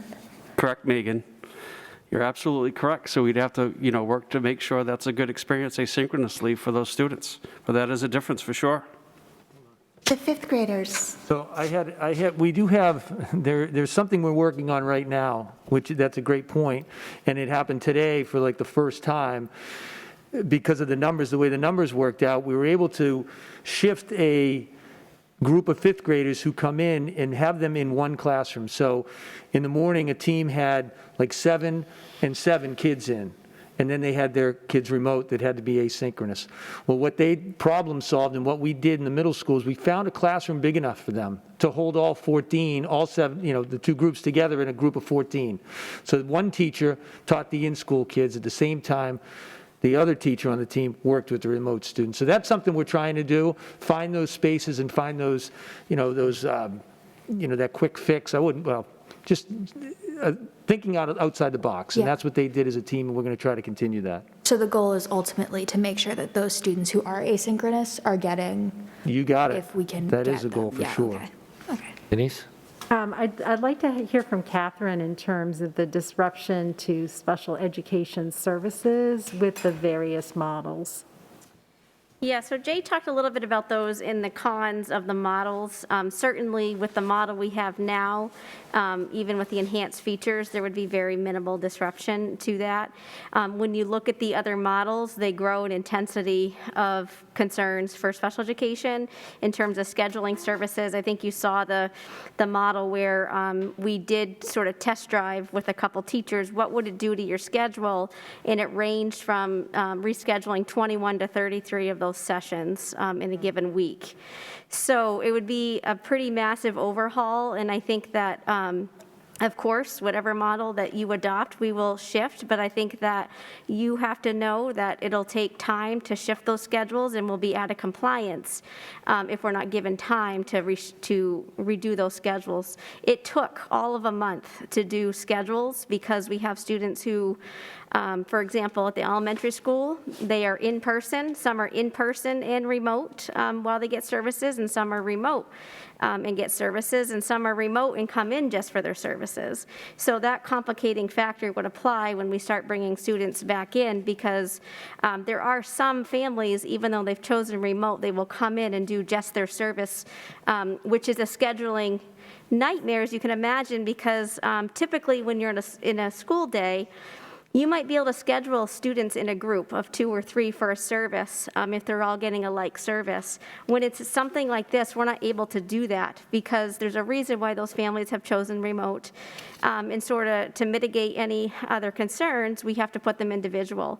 So the scheduling becomes a comprehensive overhaul. But what I'm hearing is for the option 1 would be minimal. Very minimal, Okay. yeah, because we're just enhancing what we have, and in terms of looking at extending the day, we would have to look at that additional Bobcat time that's being offered and look at what that student needs. If they would benefit from enrichment in math because they're not struggling in math, we would want to make sure that if they had a service during that time, we look to reschedule it at a different time so they can benefit from also that really great enrichment activity or that team activity that's being built, because that Bobcat 2 time is really meant to be teacher-directed academic instruction and for all students to get an academic block dedicated to their educational needs. not just struggling learners. Yeah. Brian? I don't know if this is a question for Todd or whatever, but, or even Jay, but as far as these teachers that had to be reassigned, are they being reassigned to classes they haven't taught before? And is there a ramp-up time for them to get prepared for those classes and curriculum and, you know, anything else that's involved in it? They would be reassigned to teach the same subjects, but potentially at different grade levels. So a teacher, and you've had, as a board, had some experience when changes were made of grade levels. It does cause, you know, some disruption, and it takes time. So you might see a 7th grade science teacher having to take on some 8th grade science duties, or, you know, a 6th grade math teacher having to take on some 5th grade duties. I mean, I think, like going back to the K-4 model, there were a couple of teachers when we got down to it that we had to say, I know you were assigned to teach kindergarten this year, but we're going to move you to 3rd or 4th grade in order to deal with the numbers. And that was just simply required. So it would be that kind of change. But until we knew exactly what the numbers broke out, it'd be hard to say exactly what the change might be. Would they need ramp-up time to, if they were to teach a class of a different grade that they haven't I mean, taught before? I think to do it well, I think we should give that ramp-up time, because it does take time. I mean, I wouldn't want to walk in and say to a teacher, okay, in a week from now, you're going to switch from 8th grade to 7th grade, and, you know, they would definitely need some PD time. Yeah, so Well, that leads me to my next question, which is, with all these changes, do they lose their prep times or anything else that they need for their lunch breaks, their, you know, how do we make sure they get what they need? I mean, I don't know how a daily schedule works in this district. Every model that Jay has shared, Yeah. there's built-in individual planning time and team meeting times. Yeah. But again, when you're talking about potentially teaching with a different set of colleagues at a different grade level, then you need time to meet with them and work together. So we definitely have to get creative I want about to how make we sure that doesn't provide get that lost time. in the, Yep. that's important too, so. So the reassignments in option 4 seem to come from your goal of aligning fully remote teachers with fully remote students, so that we don't have to hire additional staff. Right. But if we apply the same thought process there that we're applying here in option 2, where you have teachers that are not teaching a live class, teach a remote class in that core period, that issue goes away. And you're back to having to hire the same, you know, handful of additional staff to address the remote, you know, to support a classroom where the teacher is remote, as you do in option 2. So it seems to me like you're overcomplicating this whole reassignment thing in option 4. I mean, it's routine practice at the middle school in 6th, 7th, and 8th grades every other year to reshuffle students within their teams, you know, different class groupings, but within the same 4 teachers every quarter. And that's all you need to do in order to get your right group of kids together. To do what you've just described, you're right, we could mimic the same structure that was created for option 2, but it would create the need for, Jay knows this off the top of his head, seven additional staff, because again, all of those remote teachers would need another body in the room when those students that are in person were learning. So it would create 7 additional staff that would be needed. And are those, what are those additional staff? Are they teachers, are they paras, are they substitute teachers? It would be probably pair, go ahead, you want to take it? Jay? The difference, particularly, Michael, it's a good observation, with option 2, 5 and 6 is only in on Monday and Tuesday. That's why we would only need 3 paras to supervise those students. Option 4 is the students are in, you know, every single day. That's why we need to cover potentially all 7 remote teachers with a person in the classroom. Does that make sense? Yeah. Difference, okay. Yeah. I guess I think that if we're really that concerned about teacher reassignment, that's probably a bearable cost. Yeah. Especially considering the number of unfilled positions that we have. So, yeah. You know, the slide that you have up right now, option 2 is the only one that you proposed the longer school day starting at 8:15 on. And by doing that and shortening lunch, you get to squeeze all 4 core subjects in the same day. Why did you only do that on option 2? We could do that on any of the options at 8:15, but one of the difference when you look at an AM/PM model, I think it's very important to keep the time frames the same in terms of students who get 2 hours and 15 minutes in the morning and 2 hours and 15 minutes in the afternoon. When we did the AM/PM model, and again, working with Lisa, we could have done it 8:15 to, for example, 11:15, and that would work, but I wanted to make sure it was an equal amount of educational time for both groups. So AM didn't get, say, 3 hours, and then PM got 2 hours and 15 minutes. So that's why we did it that way, just to try to keep it like an equal distribution of time for the students. The Bobcat 2, where would those activities have happened if we were in person? Like, you know, prior to middle of March? Would those things have happened in class? Sure.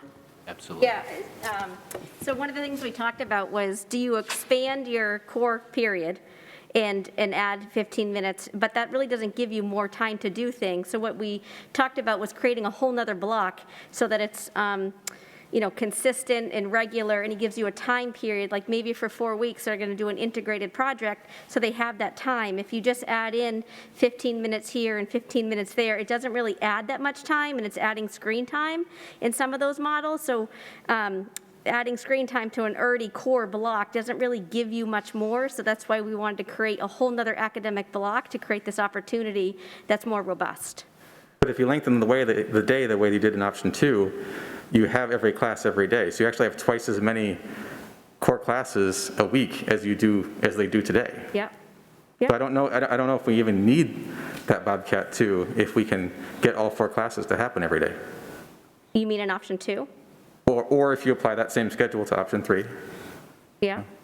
Yeah, I think the complicating factor becomes how much you're in person in option 4 versus how much you become in person option 2 and option 3. So some of those pieces don't line up as equally because there's some synchronous, asynchronous stuff that's mixing into it. So we're looking at trying to create some consistency around the academic block and not a changing period. So when they're coming in for option 2, that's the 1 day a week, they're looking to kind of fit everything into a block so they get to see everybody that once a week. And then when they're asynchronous, or they've taken work with them to then take back that following time when they're synchronous again. So we're giving them that whole block. When you're working with the other schedules, it's not as important. And I think the other thing that, in terms of the planning time, the 8:15 starts to creep into that planning time. So if you're doing that every day, you're starting to impact teachers' schedules and planning time the way it's currently scheduled, because we're trying to not pull teachers from any academic core blocks right now. Yeah, and I think that might make sense on the in-person day there in option 2, but it is also that's a very, very long screen day for the remote synchronous part, and it probably doesn't. I can see the point about trying to have it be consistent, but I don't know if that. Yeah, I think the value of that extra time if you're in the building is probably worth having it be a different schedule than the days that you're remote in order to not have that. I mean, what was that? It's a, yeah. What's good? You want to see 2 again, Michael? Well, it's 7 hours of screen time essentially if you're remote in this schedule, right? Pretty much. You know, again, we want to avoid as much screen time as possible, but again, this schedule is. Yeah, it's in-person and remote. Yeah, and I think any of the option 2 or option 4, because they introduce more asynchronous time, I know it means rescheduling all the services, but you actually have more time open to do that because you have more time where the students are not scheduled in a class. So yeah, there's going to be a lot of moving pieces around the days, but you also have more of the week to work with when you're building that schedule. The teachers are not available. Yeah, that's partially true, but remember, we can't steal asynchronous time that's meant for a core block as well. So what we don't want to do is say, I'm going to take your asynchronous math time and do reading, because then they're not getting their asynchronous math, which they need to also get done. And what we heard loud and clear in the spring from families with students who had a lot of services was, we can't do it all. We can't do the requirements for the core instruction and the services. It's too much. So we have to make sure that we honor that schedule time for their students so that they have that time to be doing the asynchronous work, and they're getting support through, you know, if they need it, through paraeducators at the same time asynchronously, and then make sure that their block for their service is truly that block. because we don't want to overwhelm them. And we've got a ton of information from families around. It was very overwhelming to be losing the time that other the other students were given to then have our student have more. And it really did look like that for students. Maybe I'm missing something as a parent, but I've not seen the asynchronous time being used very well in my house. So I guess for me, and I know I'm not alone in this. No, yeah, there's some. Giving up that time for services seems like a very, very good trade-off. Yeah, and there might be some of you. That's why I say you're partially right. I think that there will be some that will benefit, but there are many students who it would not work for. And we have many students who have a lot more comprehensive services in terms of the amount of needs they have. So it's not as easy to fit it all in. But I think there are students similar to how you're explaining that it would work for them, but it's not going to work for all. So that's why when we looked at how many potential services, it might be between 21 and 33 on a given week that we need to reschedule. And that was taking a snapshot based on a few schedules, just to kind of get some hard data, what it would look like. Is that true with the soft reassignment also?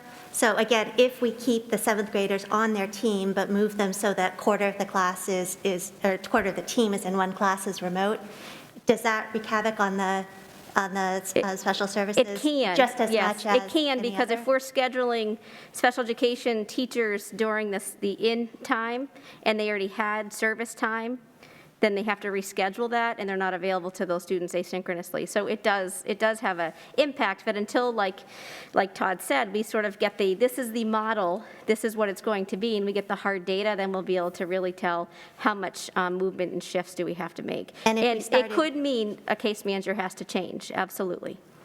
If we started, January 19th or in Q3, would that be enough time to at least stay in compliance? Yes. Absolutely, that's great time, yeah.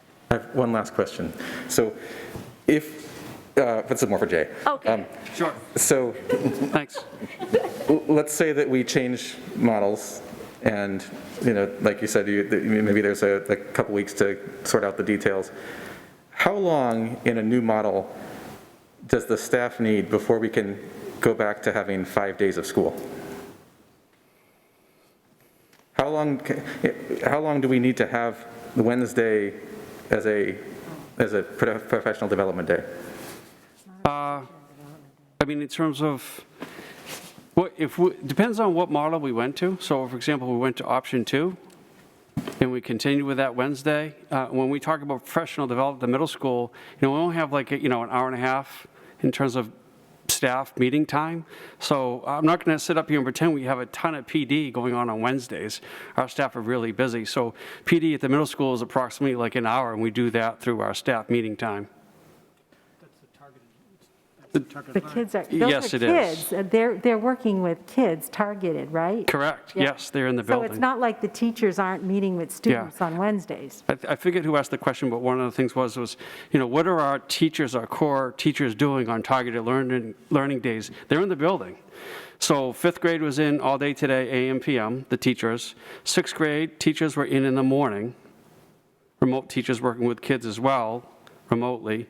And then in the afternoon, in the PM, it's 7th and 8th grade teachers in the building. Remote teachers working remotely into classrooms, assisting, and then the other teachers who are they're in person. They're in the building with students today. Okay, then I'd like to get a sense of where we are. I just want to ask a monetary question. Okay. It's important, because if we're going to do Sure, big news. go ahead. So the question is, you need 3 support staff in option 2, and you need potentially 7 in option 3. No, 4, right? I thought it was 4 I that you needed have 7. 3 written down, but maybe I'm wrong. 4 is the AM, PM. They didn't reassign to. Okay, so at any rate, so do we have that, Which one is it? where is that, do we have unfilled paras that you would take that? Do we have a fund for that, or? Dr. Morris. Well, yes, in fact, when Sue was giving her report out of the budget, so, excuse me, part of what we've been doing this school year is replacing positions as we need them, and so we haven't been filling just because the position exists. And so we've been holding back on hiring purposefully in order to use our money wisely. The issue that we have to remember is that food services is going to be perhaps as much as $200,000 in arrears. But part of what I said at the last meeting, and I'll just repeat, we can identify funds. It'd be far easier for us to identify those funds and be more confident once we hit the halfway mark. If we go to Yusi's observation just a few minutes ago, that's where we would be. And then we can strategically hire, I think that's where Michael was going, in terms of whether it's 3 or 7, I think we would be, right now, reading the tea leaves, in a pretty good position to do that. One, because you wouldn't be hiring for the entire year. And 2, it would really be temporary help. So I think, the way that we've been managing the budget this year has really been to position ourselves should we need to do something different because of COVID. And I think this is the issue where that money could be best advantaged. So if the board decides, that option 2 and it requires 3 additional staff, I think we're in a position to do that now in the second half. And I also think that if the board wanted to go with 7 additional staff in option 4, I think financially we would be in a position to do that. But that's because we've been holding back on hires. Now, some of those hires we've been holding back are in custodial. And the reason that we've been able to run a skeleton crew in custodial is because we haven't had a massive influx of staff or students on a regular 5-day-a-week basis as we do in a traditional day. So in these models, what Jay hasn't calculated in, because he was just looking at the academic side, is we would have to also look at the staffing side on the custodial side to make sure that the buildings are as clean as possible.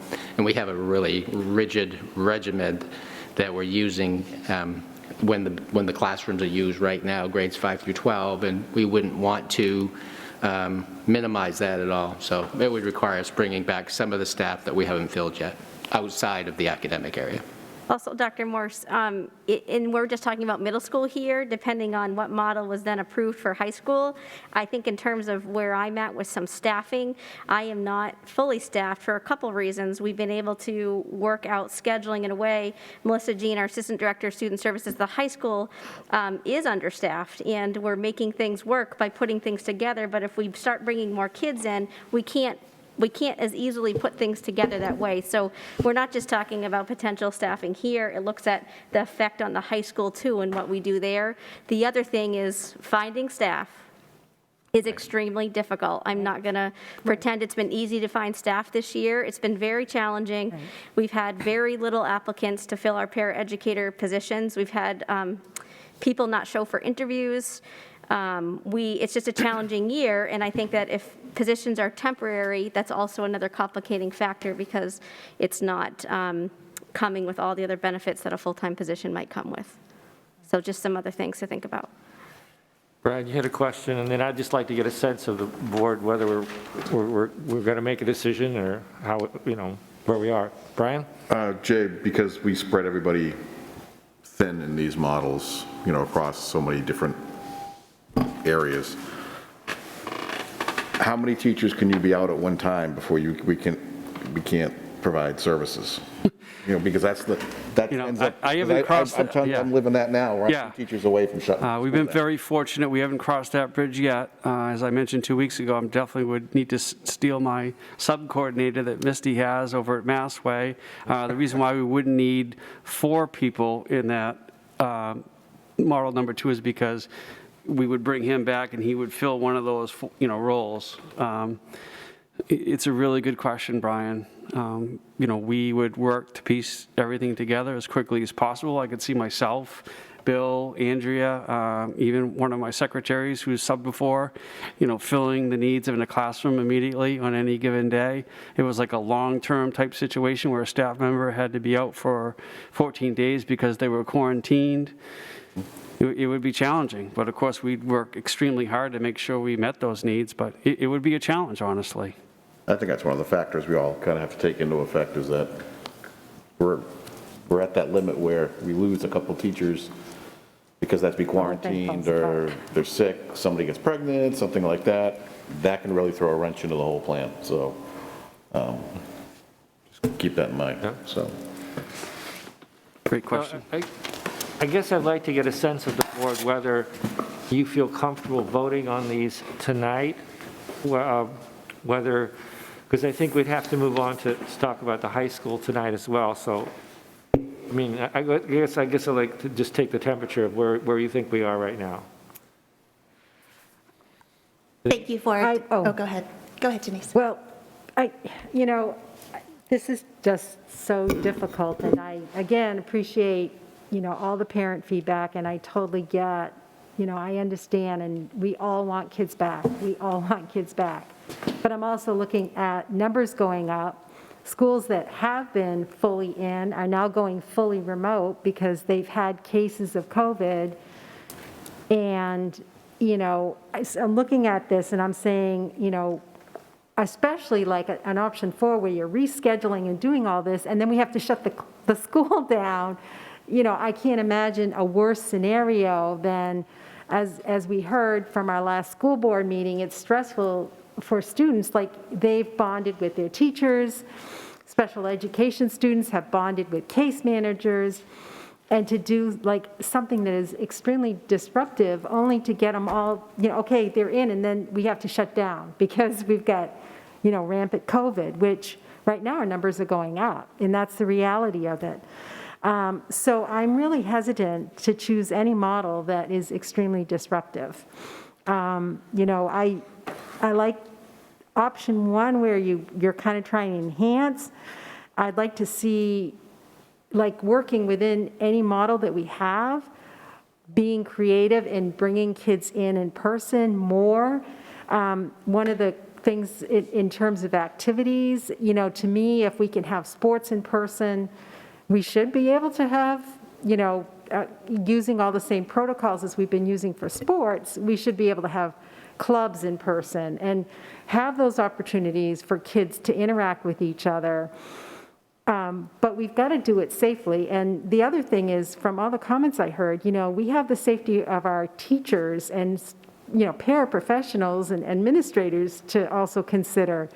I understand that this virus doesn't seem to, in most cases, seriously impact kids, but it has been known to definitely impact adults.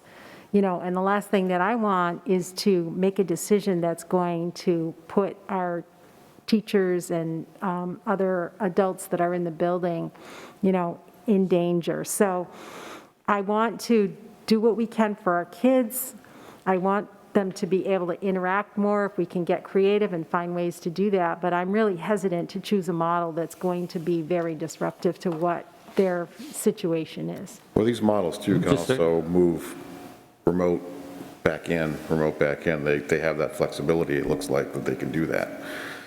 I mean, I'll be honest with you, our middle school was shut down for 2 weeks, but they transitioned back, and everything's fine. I mean, that's some of the challenges you're going to run into. I mean, I think we can't avoid it. But my point is that the reason we're doing all of this is to get our kids in. We're hearing our kids need to be in, our kids need to be in. And if we do very disruptive schedule changes and then we put them back remote, we might as well just stay remote. That's my point, is like, if we're not going to be able to keep them in the building, and I know we don't have a crystal ball. We don't know. I understand that, but anyway, that's my point.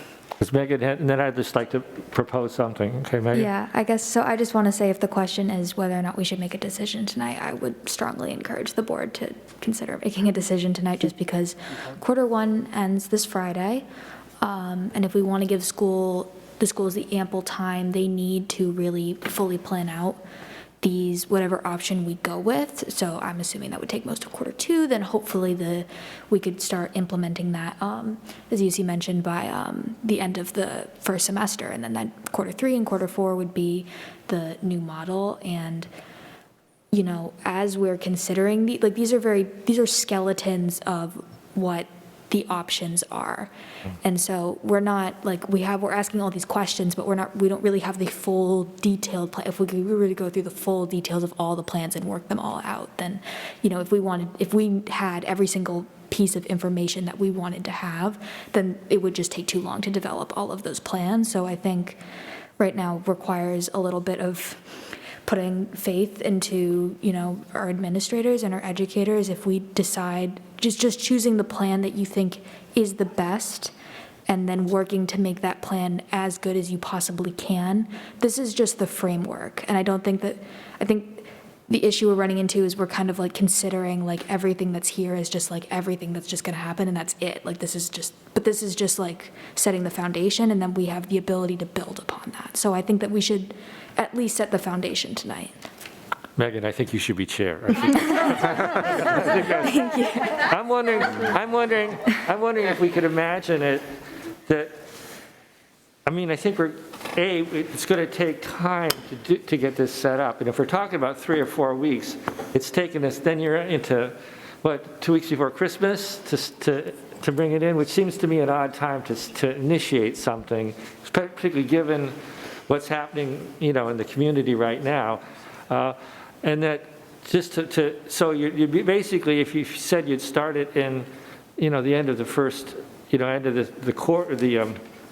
term, mid-year, that's just maybe a month later, then you'd be doing it, even if you did it as rapidly as you could. So I'm wondering if we could imagine this, that the enhanced model would be the model up to the end of the term, and that we'd use that as the pivot point to whatever model we choose, if we're ready to choose a model. That gives time, because I think this is going to take time to plan. Mm-hmm. So I'm wondering if we could imagine whatever, if we choose 2, 3, or 4, we're thinking, okay, that goes into place at the end of the term, and what we're going to use the time between now and then is to enhance the model we have, maybe locating kids who are struggling and bringing them in on those Wednesdays or whatever. So thinking of it that way. So if we thought of it that way, I'm wondering we'd be comfortable saying, okay, we're ready now to choose, among probably those, you see? Finish your sentence. We'd be ready to make a choice. I'm done. So I think you're right in terms of separating the model from the timing, or setting Q3 as the implementation date. It just makes so much sense for the transition. And picking one of these, not just staying with the enhanced, the model is the intervention. The one wrinkle I'd throw out there, several of the letters and speakers tonight talked about the concurrent model. And so my process suggestion would be that we pick the leading contender of the 2, 3, 4 tonight, and that is a placeholder through December, and I know that brings uncertainty. But if you look at these, there's always a hybrid trade-off, right? If you look at these variables of the, the number of extra duplicate classes that teachers must teach per week, the number of modes of delivery that they need to keep in their heads every single day, the ease of a quarantined hybrid student transitioning temporarily to remote and back. Some of these models don't allow for that, whether you're the one who's, whether you are, have COVID symptoms or you're the person next to you. When special ed meetings occur and, having it Wednesday and throughout the week, a 4-day concurrent learning model where the live stream from the classroom eliminates so many of these trade-offs. I'm not saying that it is, that I would vote for that model after learning more about it, but I think that we deserve to have that model on the table. And so tonight, I propose that we, vote on 1, 2, 3, 2, 3, or 4, but that we also commit to learning more about what other districts in the state and in other states have done, learn more about what technology is required, what sort of staffing, just some of the advantages and drawbacks, and work out those wrinkles, and also begin conversations with the teachers. My sense, again, if we look at the teacher burden, the additional teacher burden for any of these models in terms of additional classes taught, in terms of complexity of dealing with a number of different types of students, we may come to a community consensus that a concurrent model is our best choice. Or we might not, but let's give it an option. So the proposal is to vote on 2, 3, or 4 tonight, and then also to commit to reconvening for a head-to-head in December after additional research and conversation with teachers. But if we can't get the equipment until April. That's the OWL equipment. I don't think we've done the research to be confident in this.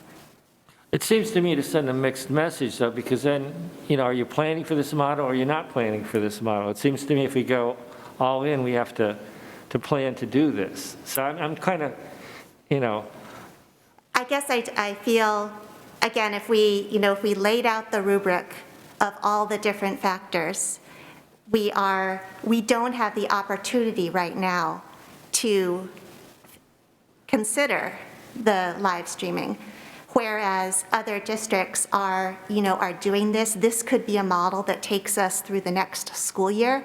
This could be a model that cracks open the conundrum of the high school, where we really don't have any other way of having in-person options in the high school.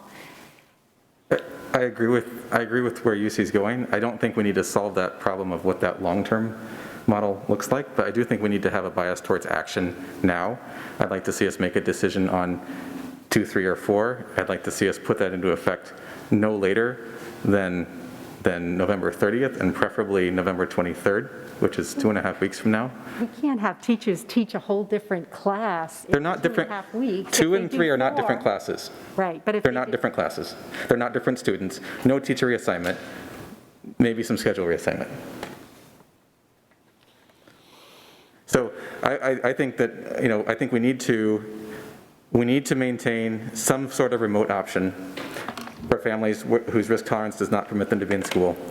I think that we are hearing over and over again that there are many, many students that are not getting adequate support right now, that need incidental learning, that need to be around their peers in order to learn from each other, and that's not going to happen adequately for all of them in what we can do on Wednesdays.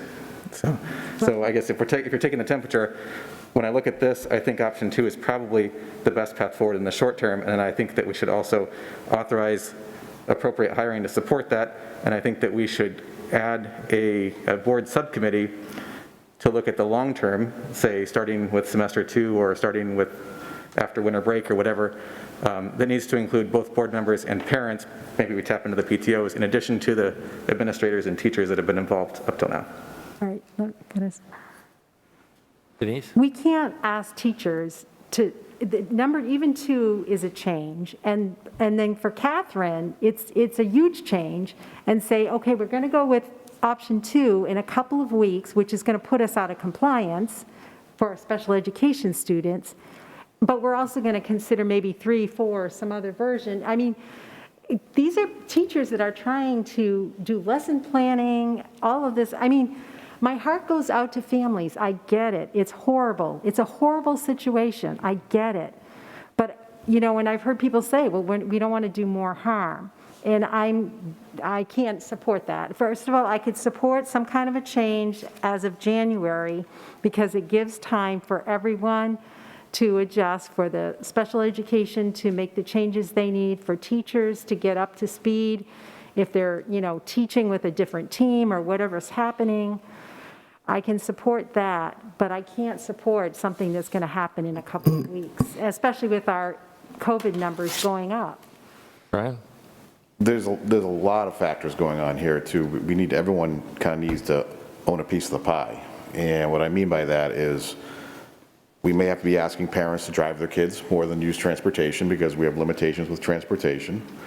We're going to need them to do testing, their own testing before, I don't mean an actual COVID test, but their own COVID checklist before they come in. And I think we should actually look at getting an app, because we looked at an app and it was $5,000 for the entire district.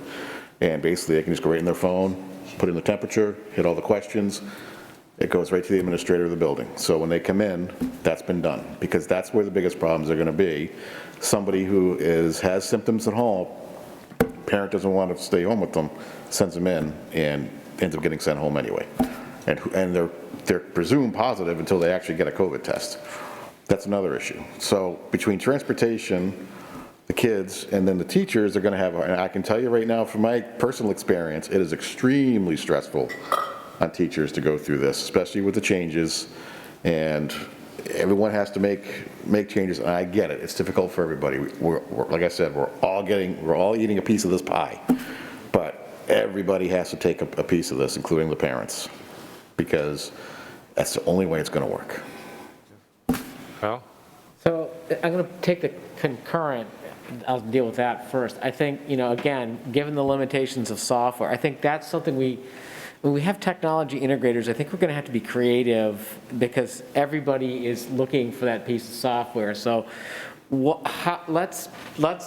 can we, utilize quickly and test out and try running it? Because I would really like to see. Well, there's Google Docs you can use now, but that's a pain. Again, I think, difficult. Again, we have a technology integrator and there's a different level of comfort with technology, and so you're going to have some teachers that are really far ahead and some that aren't. And so my thought really is, during this, as we move towards the second semester, let's try to pilot that. Let's play around with it. It may not be perfect, and it may not be the OWL software, but let's at least get some experience using what we have and what we have at our disposal. Because I agree. I think in any of those models, if you can kill the asynchronous with the concurrent, it solves immense amounts of problems. And it may not be perfect. It may not be the best software. It may be a lousy camera or whatever, but I think it's worth our effort in really trying it out. We can always talk about the limitations, but we'll gain some experience and see what works and what doesn't. And I tend to think that as, again, the COVID cases are rising and we're moving into a holiday period, which is extremely disruptive. And if you do look at really what the majority of people are doing is they're moving away from in-person currently because they realize that, with flu season and COVID concurrently, it's extremely difficult to try to make it through, even under the best conditions. So, in my mind, I really do like the idea of let's start, the improvement is the enhanced Model 1, but I think with a mindset in January that we're going to go bigger. It's like, how do we incorporate one of these models, and particularly anything we can do with the concurrent to ease it. So, I think we're looking at a more long-range second option and a shorter-term one. It won't solve all the parents' dislikes that they had or problems, but I guess the hope we would have is that as we start the second semester and we move out of flu season and hopefully have gotten COVID a little more under control, that we have less disruptions, that we can make it a longer period of time. If you look at what any of the universities are doing, it's like they've really been trying to make it to this goal. And I think, it's like, let's make it to Thanksgiving. And the idea that we'll push people in and then go asynchronous, then go back in and go asynchronous again, or in and out is amazingly disruptive. So I think it's worth putting some time and effort into the actual model that we're going to use in January and enhance up to that. So I hope that makes sense. I just want to be clear. So are you saying we shouldn't look at these three models for January? No. In fact, that's exactly what I'm saying. I said, I think until January, I would prefer to stay with option 1. But I think then in January, I think you should transition to one of these models. Okay. And in the meantime, begin to explore the possibilities of, simultaneous teaching. Exactly. How can we utilize technology? Maybe have some people volunteer, but so I'm trying to see if we can get to a decision. No, I hear you. I'm just trying if we're close, and I think there's a question of time. I think that Michael's argument is, move us, almost extremely rapidly to get it. My preference would be to do it at the end of the, at the end of the term. So I don't know if that's two separate votes we need to take, or. Does the MOA fit into here some way? Because we're going to have to make some changes to the MOA for its to To do these? Well, to follow up on UC and Al's comments on the concurrent model, we would have to authorize the board's negotiating team to meet with the teachers' negotiating team to see if they're willing to modify the MOA. But are not, okay, maybe I'm being confused and I'm not clear. My understanding that we're talking about is we choose one of these models to go forward to transition to in January, and that we may go to the guild, but we're just trying to explore what the technology can do. We're not going to require anybody to do it. Is that? So maybe this will solve the conundrum. Yeah. So I think the first vote you would have would be more of like Michael's thing. Should we move quickly to one of these options? So that could be one vote. And if everybody says yes, then we'd move to that model. And if everyone says no, then the second vote would be, would you go with the enhanced to January, and then which one of these models would you pick in January? Okay. Michael, do you want to, is that agreeable to you? I mean, I don't want to, I'm just trying to think how we, there's two issues. There's timing and there's the model, right? Well, I'd like to go the other way. I'd like to maybe, I don't know, maybe it's better to go that way, but just to make a motion to start with the enhanced option 1 until January. That's, I guess, I would like to make that motion. Okay. To go with the enhanced option 1 until I'm cool with that. January. Either way, it's fine with me. I have a clarification question. From option 3, I just want to say one real quick thing. I'm sorry to interrupt. All the models are 6 feet of social distancing and all the safety protocols in place. I just wanted to share that real quick, all 4 models. Okay. Jay, it's actually a question for you. Option 3 is bringing in additional grades 1 day a week for a half a day, right? Correct, yeah. There's actually not that many weeks before this January transition that we're talking about. In the enhanced model, is there a way to bring 6th graders in for half a day? We haven't looked at that, honestly, but in terms of the current model and bring 6th graders in for a half a day? Maybe not every week, but sometimes. Again, we're looking at ways we can bring kids in additionally for special circumstances, like a half AM, PM like we did previously, but we don't have anything firm right now. Okay. So Denise has a motion. Right, I'd like to make that motion to I'll second. go with option 1 till January, enhanced option 1. So if we put off this decision, this change until January, we're basically saying that all of the downsides that we're hearing about, all the downsides that our students are experiencing today, we think that should be twice as much before we change it, because that's how much additional time. We're talking about another 7-8 weeks of the current model where we know that we are not reaching a significant fraction of our students and are not going to be able to with just Wednesdays alone. Well, but that also What includes happens when they have to get Thanksgiving. quarantined? So the reason why I think we can do that, and I actually feel differently about the middle school than about the high school, is because we do have the luxury of the space, we have the luxury of the technology, we have the luxury of a track record of effective and responsible precautionary measures. And because of the structure of the middle school schedule, we have the ability to identify small groups within the school. You know, a student who's coming in doesn't have to come in contact or be even in the same space as more than about, 15, 18, 20 people in the whole day, even though there's going to be maybe 150 students plus staff in the building. So I think that we can manage that effectively. At the high school, it's a whole different story because of the way the schedule is structured, but I think we can do this at the middle school. But if they go away for Thanksgiving or Christmas and they travel outside New England, or they go by commercial travel, they're required to quarantine. So, and if they're quarantined, they're back to being up remote again. And I think that what you're suggesting. And if somebody comes and travels to you from out of the area and comes and visits you, you also have to be quarantined. So and I agree with what you said earlier, that by adopting an app or a daily questionnaire like Barrington has done and many other schools have done and many places of business have done, you force families to think about that every day and take responsibility for that decision. Still doesn't get you out. Okay. You've stated your opinions. I think we all should say, if we want to, I'd like to get a vote on this and then move to get a decision tonight, so. I think we're getting too wrapped up in the specific details of this again, and I think that we should just make a decision on the framework that we're going to go with and then worry about the details after we've made, because right now we're looking at like 4 different roads and we're trying to figure out what's going to happen on each of those individual roads before we've even started walking down them. So I think that we should, I think everybody has maybe, or I don't know, I don't want to speak to everyone's opinion, but if everybody has an option that they think, oh, okay, this could potentially work, and then the timing of it and the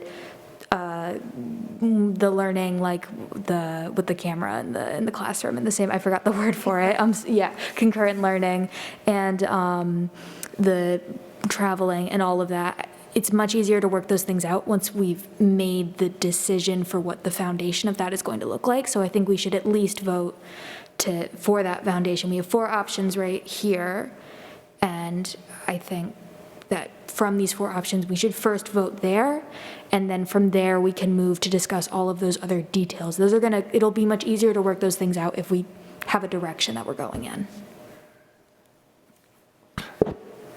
Sorry. So we have a motion, is there a second to that motion? I second. Second? It's ready. I think it's an important thing to decide, because I think it gives a framework, it's part of the framework we have to decide. So, so it can be voted down, but I'm just, I think it gives, there's timing and there's what model we take, okay? So are we ready to vote on the motion? Can you repeat the motion, please? The motion is to go with option 1, which is an enhanced current schedule till January. That's all it's saying. It's just saying we're going with the enhanced option 1 until January. We haven't made any decisions about what we do after that. And will this bring in, enhanced is such a, deliciously vague term. Is there a way to commit at least a couple of times bringing in 6th, 7th, and 8th graders for a half a day? Enhanced is the name of the option. It's not vague. It's right there. Okay. I mean, the enhanced as it's been presented here. Okay? With a lot of possibilities. Yeah, I mean, it's not, I think Megan says it's a broad representation of what could happen. So, I mean, there's going to be all kinds of details. And I think if we start working on what every detail would go into enhanced, we'll be here for a long time. And I think Jay already mentioned it. He's going to try to maximize the number of kids that he can bring in. So that's the goal of the enhancement. Okay. So are we ready to vote? You understand? Okay. So the motion, let's repeat it one more time. It's to go with option 1, enhanced current schedule till January. Till what? Till That's January. the motion. Till Yeah. January. Right, till the end of, it's. Or should we say until we decide the next option? It's like, Until we decide on when the next option will. it would definitely go through the holiday period, is my point, is that it's going to go through most then we're gonna schools, decide on honestly, something what most schools are doing is going until Martin Luther King Day, because that's 2 weeks after the holiday, so that takes care of the quarantine issue. So Okay, that's so- actually, so- and plus it lines up with mid-semester. So we don't even know what we're doing. This is Talk about ambiguous. track of the option. What? I've lost track of the motion. So It's just to stay with basically the current schedule with this enhanced, like having the second Bobcat at the end of the day and that sort of thing, and having that go, I'll say at least till whatever, Hey, till MLK. January. Till when? Martin Luther King. Martin Luther King Day. Okay. Is that clear? Okay. Ready to vote on that? All those in favor, please raise your hand. 1, 2, 3, 4. 4 in favor. All those opposed? 3. That motion is carried. So that's part of the so the enhanced current model will be in place until Martin Luther King Day. Then we have 3 models. Are we ready to vote on those? I would propose first that instead of choosing a model that we're committing to implementing in Q3, that we allow for a model, an option that we really haven't given any consideration to, despite its many advantages because of this perceived block, the concurrent learning. And so that we pick one, but we also build into our process the opportunity, so like, a time where we're getting, hearing about research, hearing about the availability of technology. We've had some pilots. We just are more informed. And then we have a head-to-head. So today, we'd be picking a finalist. And we would look to make that decision as soon as makes sense, given the amount of research and the conversations with community and teachers that we need to have. It's the only one of the models that allows for a quarantined student to transition temporarily, or a quarantined staff. It's in a way, I can imagine everyone heaving a sigh of relief because it's the most normal in a lot of ways. And we just haven't had a chance to become informed enough about it to, to give it its full consideration. So would the motion be something like we would pick a model and at the same time explore the options of, and in collaboration with the Guild, because there would be, and in collaboration with the Guild, explore options for concurrent teaching models? Well, it would be its own option. It would replace option 1, 2, or 3. It would just be like 4 normal school days. I'm just trying to think what the direction we're given to the team. Are we saying, go ahead and plan hybrid model, or are we going to say, hold off because we might have another model coming down the road? What's our message? I just asked Dr. Morse, just to sort of better frame the context, because I wholeheartedly agree with what UC's saying. It would, this option, if we were able to make it work, would give us the most normalcy and the longest viable plan. But Dr. Morse, what are the obstacles in terms of state law that we face in exploring this option? Or any relevant law? Well, state law is, I would say, the way I would phrase it is permissive, as long as we have an agreement with the teachers. Okay. So, if the teachers are agreeable, then we can do it. And that's essentially the path that other districts who are doing this concurrent system have. It's that path that they've used. It would be that path in New Hampshire. Okay. Each state has different privacy laws and different laws addressing audio and visual recordings or presentations by camera. So New Hampshire's would be permissive as long as everybody's on the same page. And Michael has raised in the past, one path, at least, correct me if I'm wrong, but is to renegotiate the agreement so that this is the path that we are expecting all teachers to take. Another is to incentivize or allow teachers, possibly after considering the trade-offs between models, they could teach remotely, for example, to teach both remote students and the student in the classroom, but maybe they would prefer to be in the classroom as they're teaching. So there's 2 different paths in terms of how mandatory or expected it is. Yeah, so it would, if I were on the teacher side, I would be talking about working conditions. And so if there's an expectation for more, then there'll be a negotiation with the Guild about what more means.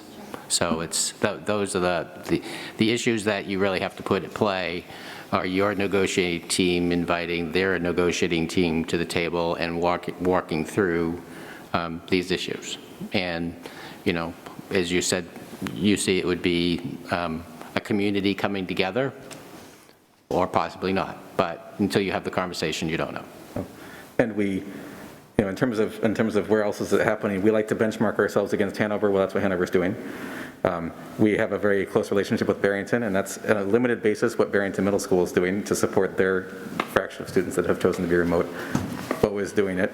So it's not unheard of, and we probably have some opportunities to learn from the experience of other schools if we were to go that way. I agree with you, that it's the only thing that I've seen that is really kind of fluidly scalable based on the way that conditions evolve, to bring more students in, to bring fewer students in, to accommodate whatever fraction, if you want to be remote most of the time, but then have students in to do a lab or something, you really can flex it in a way that none of the other models that we have, because we have the penalty of an hour of asynchronous time for every hour of in-person time in every other model that we've talked about. Right. So I think we have to look at that direction in the long run, especially because, this is not, I know I shared some, a quantitative approach to looking at conditions in the community. When I think about those numbers, I can't see a scenario where the incidence of COVID in the community is low enough that I think we go back 100% without extra precautions for at least a year and a half. So I think we got to think about this as a long-run thing. If we're not talking about something that we can make a near-term change, we need to be thinking about something that is scalable and manageable, not just the rest of this year, but through the following school year as well. And the reason we need a finalist is so that people have something concrete to compare. So if we vote on option 2, for example, everyone can say, well, one model is for a core teacher, to teach 3 or 4 extra classes a week, to be thinking of these 3 different modes of delivery every day, and to not be able to flex in and out if somebody quarantines, compared to this concurrent learning that will have its own advantages and drawbacks, but the advantage of having something concrete today is theirs. It's also the only model that I've seen that lets us do any of that and manage the number of students and number of staff in the building here at the high school without completely redoing the schedule. And the feedback we got this summer was we don't want to change the schedule and limit choice. And that is the only path that I've seen that does that without some huge disruption to the academic program. If you don't mind, I just, because the topic of Hanover and Bow and concurrent learning has come up, I did just want to put out a couple of thoughts. I mean, Josh has been looking into lots of different options. I mean, when you start talking about concurrent learning, you are talking about a variety of different technologies that you can use. Certainly Hanover, which was mentioned, they have had some teachers using the OWL cameras. It would be a misstatement to say that they've adopted it as a systematic thing. There are some teachers using it, but some teachers are not using the concurrent concept. However, it is being used to some extent in Hanover. Bow is the school that has largely adopted across the board, and they have hardwired every classroom with a webcam, and the expectation is that teachers are teaching remotely and in person at the same time. I do think it's worthy of a conversation about the pedagogical side of the equation of what does it do to instruction, because I think I would agree that in the short term maybe it's part of a solution, but if you push teachers to shift the way they teach and say, it's in some ways, if all you're doing is teaching to have a teacher-centered lecture type format, you're moving away from a lot of the pedagogical stuff that our district has long prided itself on. So we just want to be careful as we go down that road. But there are lots of options that are out there. In fact, I saw the Nashua school system just bought 1,000 web cameras, and they're going to be deploying them to a lot of different classrooms. But again, just putting a camera in the room so that the teacher can flip it on when they start the lesson is, if you've lived through a boring math lecture and you now have to watch it at home on TV, you can understand that it's not inspiring. So we just have to work with teachers to do it well. So that's what I would say. I'm wondering whether we're talking about maybe a shorter term action and then a longer term exploration of a model. It seems to me like in the short term, to get this in place by January would be pretty impossible, because you'd have to negotiate with the union, you'd want to try it out with some teachers. But I think, I take the point that in the long term, if we're going to be in this for a while, this is probably something we really have to look at. I'm just trying to think, and whether if we say to the teachers, this hybrid model, it's a finalist, but we're really thinking also about this other thing, that's a very confusing message, I think. But if we say we're going to pick a model, because we need to get kids back in school, I think. This, I'm not prejudging the vote, but if the 2 is the best way in the short term to get kids back in school, at the same time look in terms of these longer, maybe a better, I think, solution if we can do it right. So it seems that we could do both those things. We commit to both those things, but I'm not sure I'm saying what what I'm saying is what you would. No, it is a little different. I think that the community is correct in hoping for, accelerated consideration and action in, in our board, in our planning and community, and that we, I could also, from the teachers or school's perspective, make the case that one transition is better than 2 transitions, and, going to, I guess I would wonder whether in late December or early January, we would know enough to be able to make that transition. What do others think? So I think I'm going to start out with a goal, actually, because again, I've heard loud and clear from the parents saying they want to be back in school. The thing that they're really telling us, I think, is mainly they want direct instruction. And the other thing I've heard a real critique of is the asynchronous learning. I mean, it can work, but I mean, it doesn't work for many, many, many students, particularly if you string multiple days of asynchronous learning together.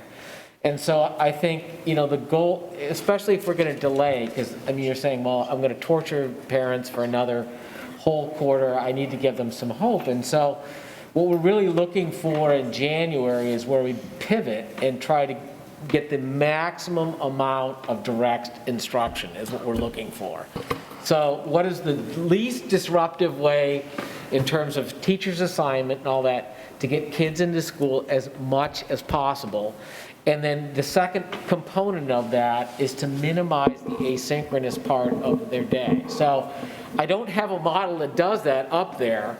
I'm just saying as a goal, that's what we're working towards. And as we do the piloting with the concurrent, and as we begin to look at okay, what could we shift some assignments, especially at this semester, is not necessarily a bad place. I don't really like the idea of going from 7th to 8th grade, but within the 7th grade, is there some mechanism we can work it out? The other thing is, by the way, we do, at these models where we're going to have to hire staff, as you just heard, it's not so easy in 2 weeks to come up with somebody who's going to fill a slot. So I want to give enough time for whatever model it may be, whether it takes 3 paras or 7 paras, that we have enough time to hire them, and we've put that in place. So I don't know which one of these goals that is, or which one of these models that is, but it's more aspirational.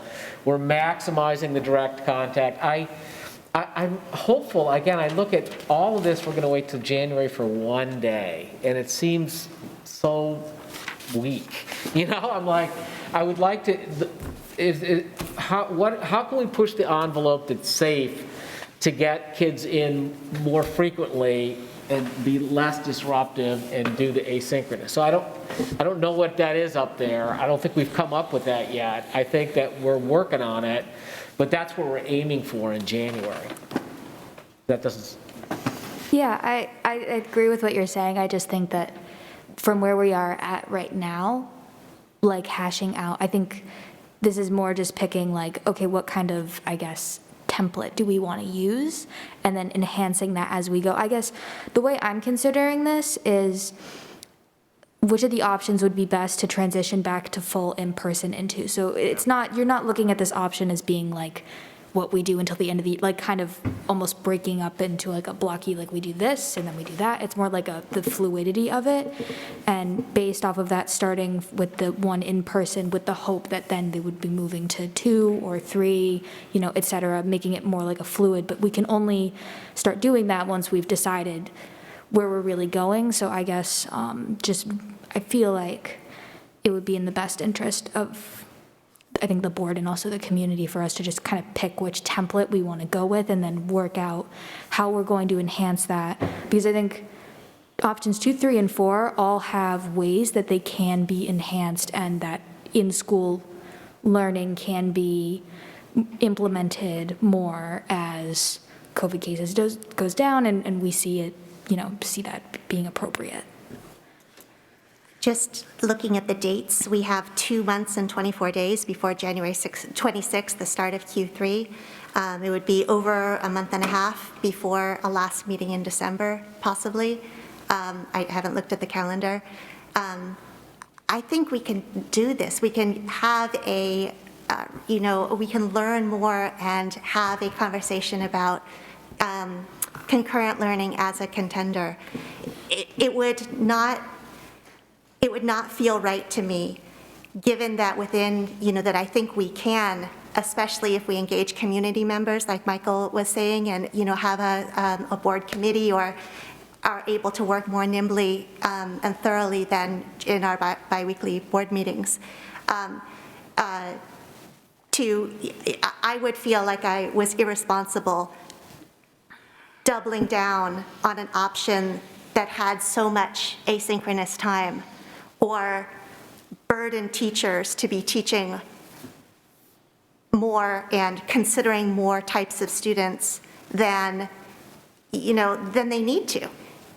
It's for whatever reason, the concurrent option is not on our table right now. But that is, we still have time to look into it and consider the shift in Q3. So when you say concurrent, because I just want to make sure I'm getting something, we still can't bring all the kids in. No, it's 2 days a week with no asynchronous. I guess, well, there's still Wednesday. That is, to Megan's point, the concurrent model, it keeps just a regular schedule, and so that pivots most readily to full in-person or to full remote. Even though it is boring, hopefully not the most boring math lecture I ever heard, nothing's more boring than sitting in with your textbook by yourself in your room for an hour and a half. It's like, so the concurrent, while it's not perfect, it's better than what we have. And again, if you can take a kid who would normally be sitting in that room by himself for an hour and a half and have it more an engaging lesson, the upside is huge. So, and it takes away just a lot of the downside. It gives us more flexibility too if we do get knocked out because of COVID. But again, I'm trying to think of how to maximize, because that's what the parents, when they say they want to be back in school, they really want that direct engagement they're getting. And I think that the concurrent gives like a bridge to help us get there. We just haven't quite figured out how to do it yet. By concurrent, you mean simultaneous? I'm sorry. Yeah. Simultaneous. Simultaneous. So you have half the students coming in, say Monday, Tuesday, they're in class, it's still in, so it's half of the hybrid students are in on Monday, Tuesday. The other half are in Thursday, Friday, and the remote plus the ones that aren't in are participating synchronously. So you don't have the asynchronous whole. So that's And for that option. requires the camera technology to, okay. So, and to Todd's point, we are not a sage on the stage type of district. And so it is a new, I've spoken with some teachers that are doing it in other states, and but you can, you can pause and have your children in the classroom in small groups, and just like the teachers are already doing with remote, break into small groups. It's not just lecture format for the entire time. It also requires a renegotiation of the MOA. Yeah. On top of all that. So maybe that's what. just throwing a wrench into the chain, that's all. But maybe that's what we need to start with as a motion, made is that to motion to reopen the MOA I so said we that can last even meeting. have that discussion. I would second that motion. Okay, If you so may. I'll make that motion to reopen the MOA to explore the possibility of having, I guess it's really live streaming is really what we're talking about. Yes, I'll second that.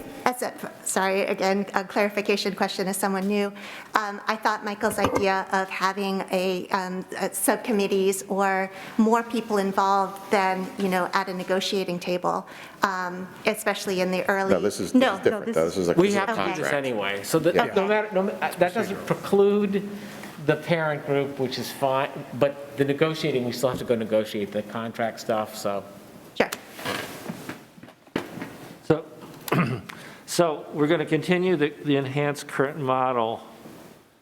We've already agreed to till January, which may give us time to explore the possibility of a live streaming, or whatever the term we're going to, synchronous. The current. So rather than, I think, maybe what we're saying is that we should hold off on choosing a model until we could develop the possibility, till we can explore the possibility of the concurrent model. Is that? So the goal, so that's why I came back with the goal. If the goal really is, we're trying to maximize the direct instruction, whether it be, you're in the school or the simultaneous streaming, that's what we're really aiming to try to do, to maximize the amount of direct instruction going on. Is that clear enough? So really, what we want to do is direct the administration and negotiations committee to develop the framework and infrastructure to support concurrent learning and teaching by the start of the second semester. Yep. And that needs to include the technology exploration, which is probably a combination of Josh's team and the tech integrators. Yep. It needs to include negotiation with the guild on the contractual aspects. It needs to include the broader discussion about how does the school day actually work with teachers, administrators, families, and I think at least one board member probably. And that all, it really, it's taken us, quite frankly, it's taken us 10 weeks to get practically nowhere. So we need to start that now if we realistically have a chance of having anything happen by the middle of January. Well, it doesn't, again, meeting with the guild is not that difficult. We can meet with the guild. I'm not saying that we'll get anything done, but I'm saying that we can schedule something and talk with them, which will then, is essential anyway to moving forward, because if they say no, then that changes the equation. But I think the other things do need to begin to go forward now and really begin to, you're going to have to try to pilot this and see if it works, and so I think we really need to get the ball rolling. But in the meantime, what will happen, are we really contemplating that you could get all that camera technology, the training in place by January? It seems, I can see the value of what you're arguing for. I'm just trying to think of timing. And logistics. So I think we have to be creative. I think we have to acknowledge the limitation of, the market, for example, not having equipment available. There might be a relatively simple way to essentially facilitate what we're doing now with some number of people in a classroom and some number of people remote, and all of them logged in on their devices as they are currently. Can the teacher move around the room? No. But you would essentially have the same situation where the teacher's instructing, there are some number of students in person and some number online, and everybody can see everybody. It's not ideal, but it might be a good interim solution to get us through until, the equipment becomes available. Okay. I guess we're talking a lot about this concurrent option, and I think someone mentioned waiting off on voting on any of these options until we figure out more with the concurrent, but I'd just like to raise 2 points. That one, the concurrent option, we may explore it and it may work, and I think it's a great, method. I take a class at UNH and they do concurrent learning, like that's how the class is set up. You can Zoom into the class or you can be there in person, and it works well if you have the equipment and, you negotiate with the teachers, and that takes time. And so there's a chance that the concurrent option just could not happen. It just might not be possible for the school. And the second thing with that is the concurrent option only can happen if we have a plan for students coming back in person. Like, as we are now, it wouldn't really make sense to have a concurrent option because there aren't students in person. And we still haven't really made a decision for what our students in person, like what that's going to look like yet. right now, as we are, the only thing we've really voted on is just increasing the enhanced remote option until January. But that's not, the students won't be in person, so I guess I'm encouraging that as we talk about the concurrent learning, we really have to consider where that begins, and that begins with the plan for students coming back in person with or without concurrent learning. So, in terms of where the board is, there are two distinct motions that you need to make tonight in relation to the concurrent model, and then I do think you have to, I'm going back to Megan because she said it about 16 times tonight, which is the template that we're going to move toward, because we really need to direct Jay towards one of these models in case the concurrent model is not possible. So you have the concurrent model investigation, but you also need to say to him concurrently, no pun intended, push this model to be ready, come January, Martin Luther King Day. So, I don't think it's an either or, I think it's both. And so I do think that if you're going to do this investigation, as Denise has promoted, then let's do it. But at the same time, let's make sure we have a model that brings kids back to school. Any of the models that bring, I am in the same place Michael is in terms of we need to have, some model that brings kids back to school so that we can develop it in depth and be ready to implement it. And if the concurrent investigation and negotiations goes well, then, we've wasted a lot of Jay's time. But if it doesn't go well, then that time is well invested. And so I think that's what you're really talking about is two distinct motions. And so, every time Megan has talked tonight, I always thought, my God, is she 35 and been an administrator and a teacher? Because she's really honed in on, you need to choose a template, let's develop it, then concurrently, let's look and see how this model could develop from a range of equipment to the negotiations to models that show different instructional strategies that can be used. So I think really if you take action on Denise's motion, that gets us to the investigation stage. I think that's the motion, right? Right. Yep. And then, then you're not done, because then you have to turn around again and say, okay, if that isn't successful, which of these models does the board want Jay to push? So best case, worst case. Yeah.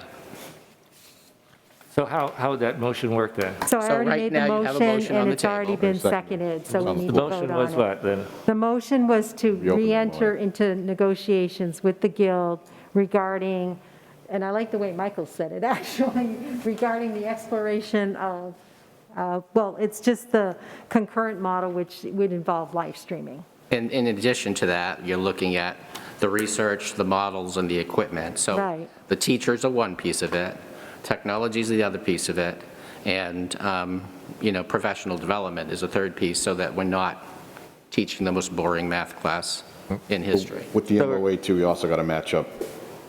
They have to be more along the lines of what DHHS is recommending. It has to be a little more fluid. So you're bringing, are you talking about the 6-foot distancing? Yes.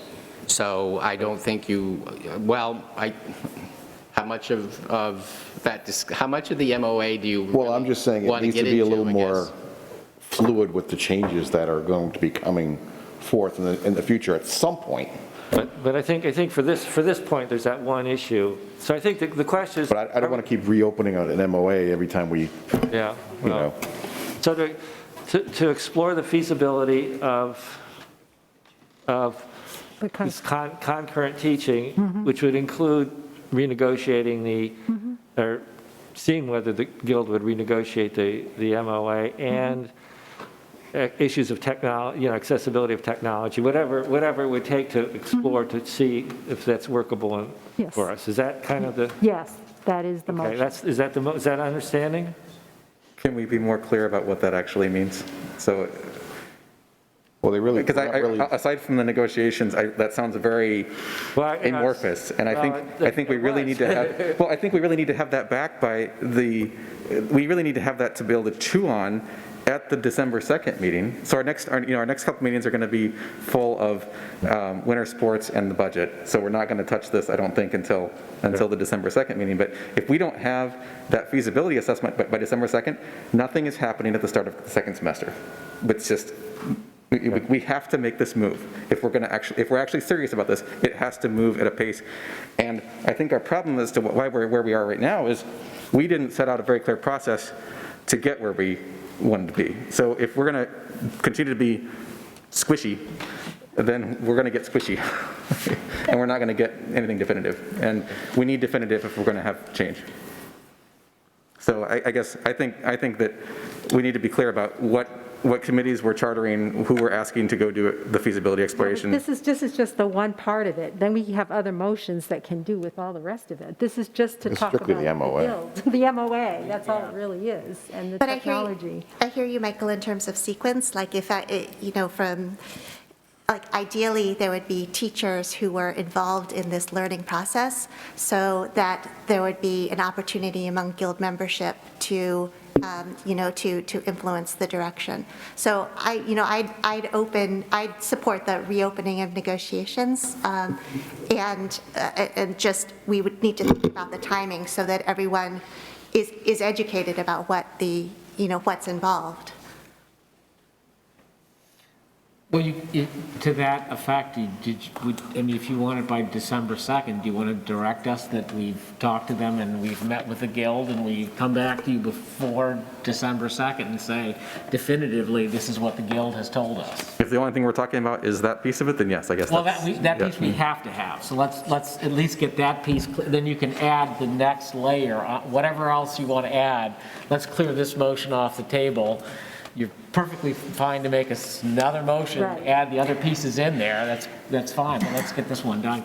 Do we need to discuss whether that's just concurrent learning or also concurrent learning and other environmental considerations?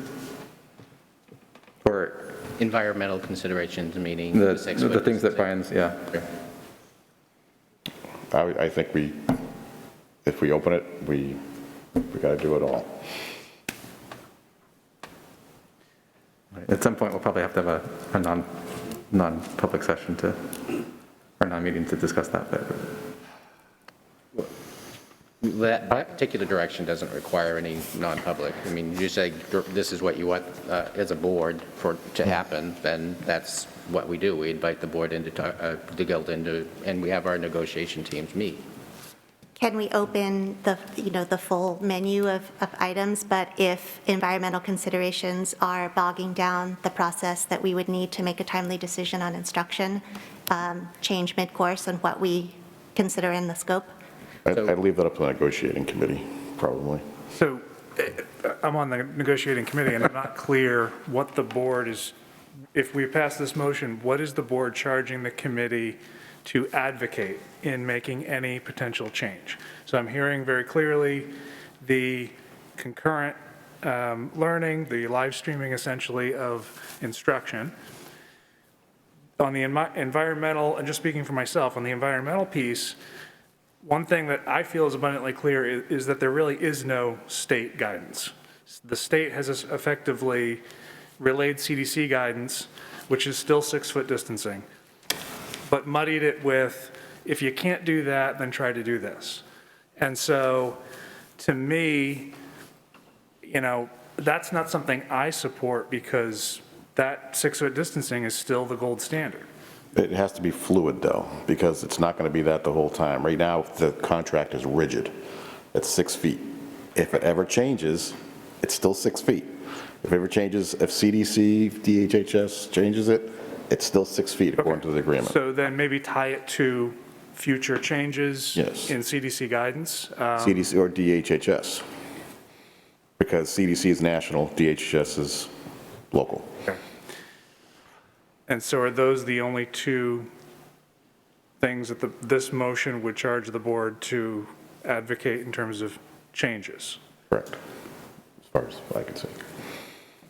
So the motion is to is to direct the negotiating team to meet with the Guild to see if they're willing to see if we can renegotiate issues of synchronous teaching and To negotiate the inclusion of concurrent learning and changes to environmental controls, dependent on guidance from government.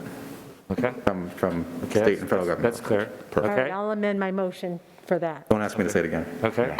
I'll take it And as a friendly amendment. I think if there's no change, if there's no change, if the Guild is, we can't negotiate a change in the synchronous, then, go forward with it. I don't know. Okay, is that motion clear? Okay. Can I you just? read it? So we're directing the negotiations committee to negotiate the inclusion of concurrent learning and environmental conditions to be based on state and federal government guidance, and report back to, for discussion with the full board on December 2nd. Okay. Is that clear? Okay. All those, are you ready to vote on that? All those in favor? Okay, 7 in favor, the student rep in favor. And then are we going to say also to direct, as far as, to pick the model to go forward with, because there's so many, ifs about when and if and how we can do this, that we need to give direction about what January 19th should look like or something like that, right? So and what I'm hearing is that if the Guild says yes to the live streaming and, the trials and it all works and everything, we can get the equipment and we're ready to go, then it would be, as UC's described, it would be 2 in and 2 out, basically. So the one that aligns best with that is option 2, because option 2 is getting the students in 1 day per week. So you could bump up from 1 day a week to 2 day a week, if I'm thinking about this right. In other words, if Jay is trying to set up, what if they say no, option 2 is the model that most closely aligns. Does that make sense? No? I think it's actually option 3, because that keeps 4 days of full live instruction intact, which is what would shift, which is most closely. So if a teacher is thinking, currently the math teacher teaches 4 times a week. Option 2, they teach 3 times a week. They teach 3 classes worth. Whereas option 3, they continue to teach 4 classes worth. But option 3, if it doesn't go, that's only getting the kids in half a day a week, that's it. So I would not support, I don't think it's worth changing everything up to get the kids only half a day a week. So I hear what you're saying as far as from a teacher perspective and what they're teaching, but to me that doesn't make, the goal, it doesn't get to what Al is saying is how do you increase, direct instruction. I don't think option 3 gets you there. I could see that either way. I think there is a value in option 2 of having all 4 classes in school every week, at least once.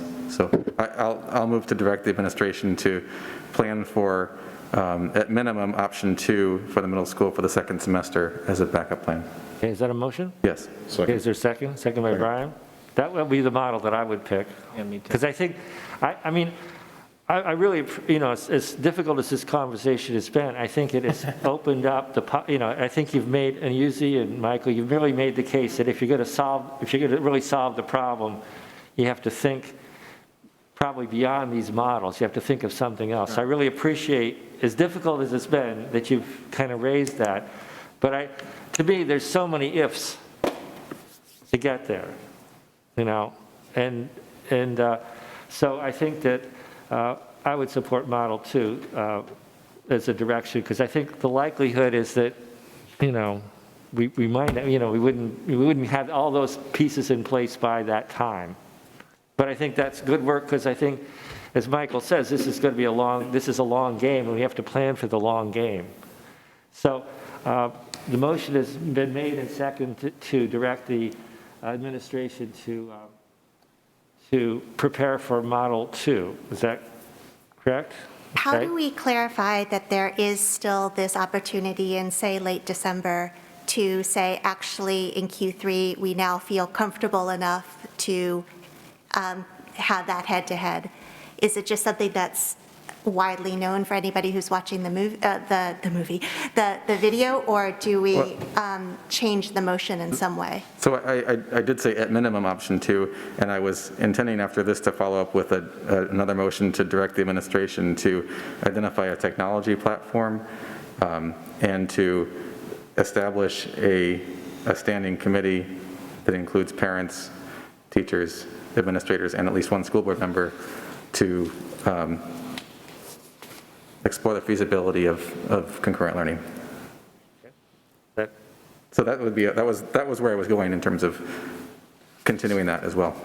Okay, so we have the motion about Michael's motion about option 2. So we're ready to vote on that? All those in favor, raise your hands. All those opposed, so 7 in favor. So would you like to make your next motion, Michael? Sure.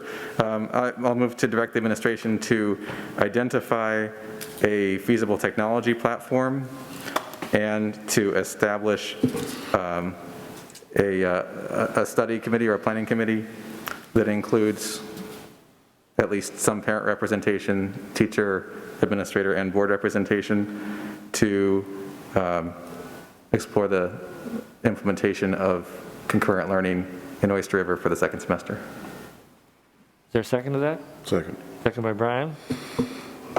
I guess my only concern with that, because again, we're switching models, and I mean, I wouldn't want them to come up with some radically different model that would require a third change, like, you know what I mean? We got to take a step forward, though. We may adapt, but I think that's part of why option 2 actually works well, because you have this 2 days of 1 day in, 1 day Right. asynchronous, where that just turns into that same schedule as you have the day in for both days, whether you're in or remote. So I feel like it and that's what we need the committee and the administration to detail out, but I think that transition from option 2 to that full day concurrent model is potentially the smoothest one we have out there.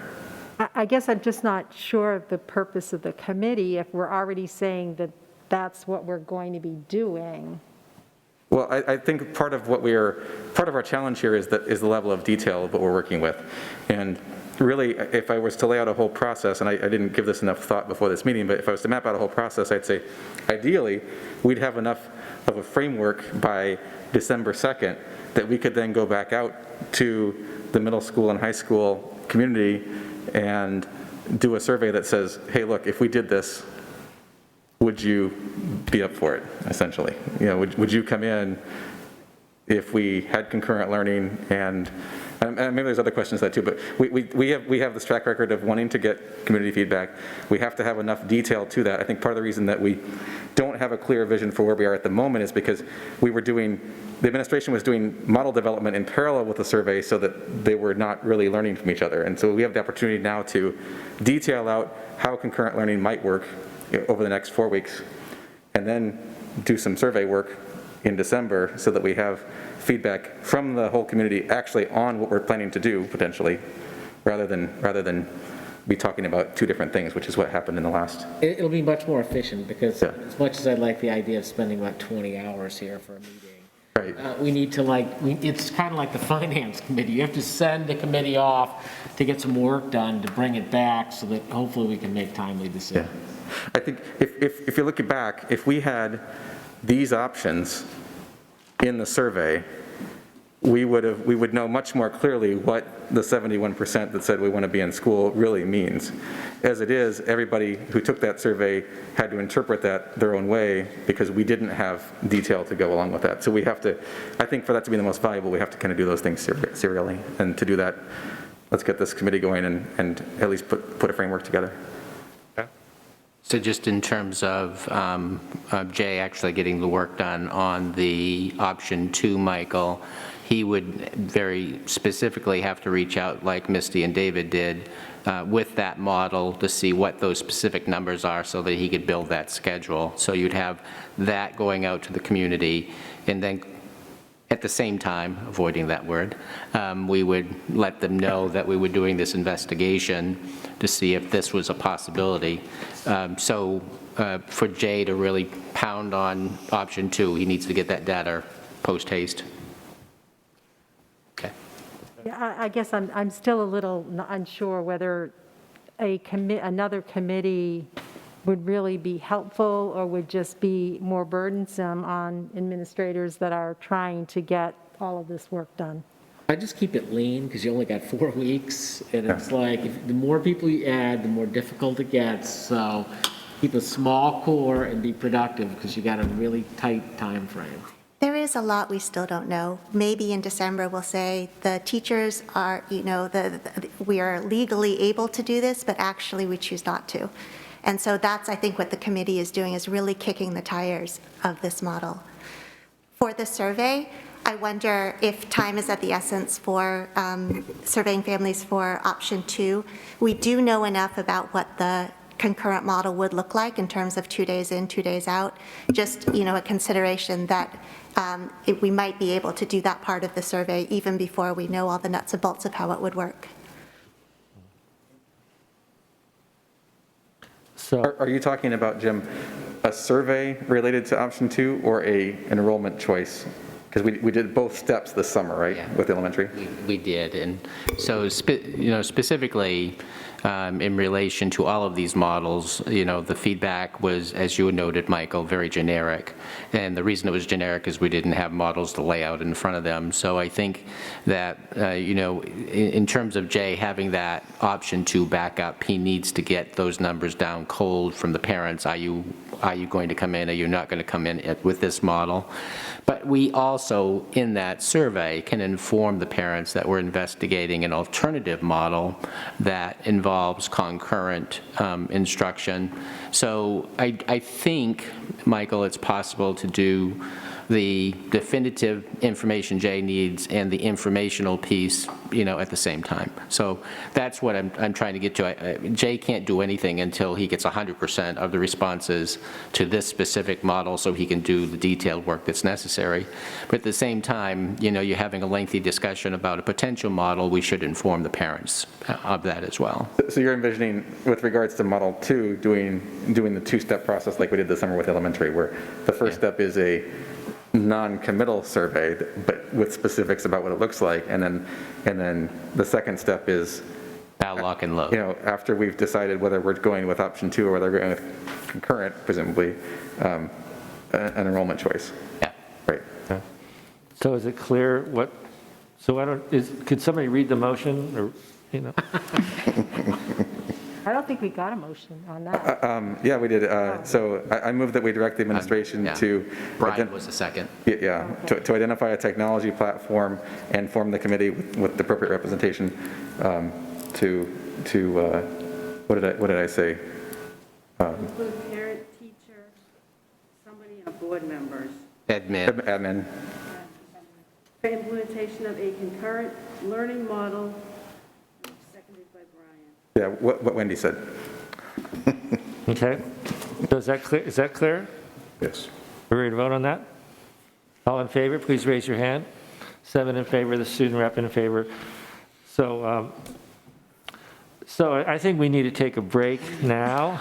And just before we do, since we are here and we need a board member, while you're taking a break, would one of you consider being on this committee? No, don't need to answer now, but when we come back, might as well take advantage of the fact we're together. Yeah.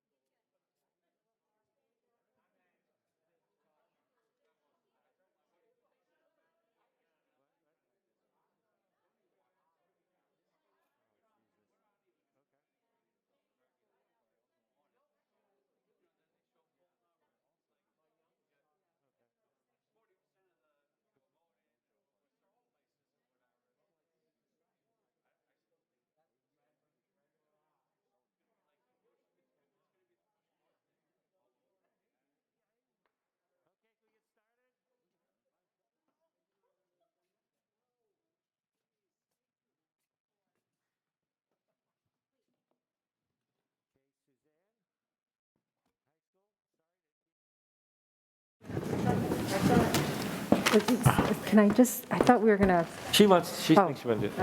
okay. Where's Michael? Potty break. Can I just ask, are we planning to get to elementary? Because if not, maybe we could let our elementary folks go. Because it's already, I mean, it's almost 10:30. Would you like for me to go with the rest of the day? The only thing the elementary principals were going to do is give us an update on how the distribution of students went when they did the specific request of the parents. Yeah, there's a motion at the last meeting to continue the model of the elementary school through the second quarter. That passed, my understanding, right? Yes. So unless somebody wants to open up some other issue, which, I don't think people do, maybe they, I think that's settled. Okay. So unless, So they don't you were need to just going stay- to give us information about how many students wanted to transition in, is that correct? You did exactly what you asked, and we have answers, and we're ready to go. Is that just a quick piece of information you can give us? The abstract version. Would that be okay if you did that, and then you can, Then they can leave. I Then feel you can bad leave, keeping them okay? here so late. because this is just informational on, Watch us at home. is that all right if just allow them to pass? That's fine.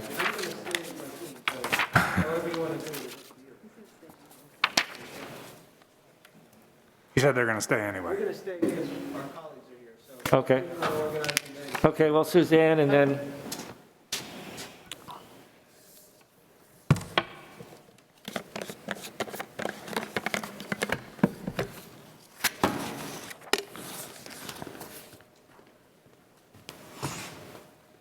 And not sure what I need to do.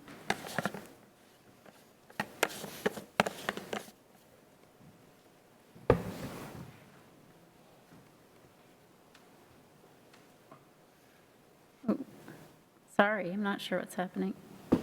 Okay. There we go. Sorry about that. So at the last school board meeting, you had asked me to explore the extended afternoon model. And so that's what I'm going to present to you this evening. So again, this is a continuation. This is a continuum.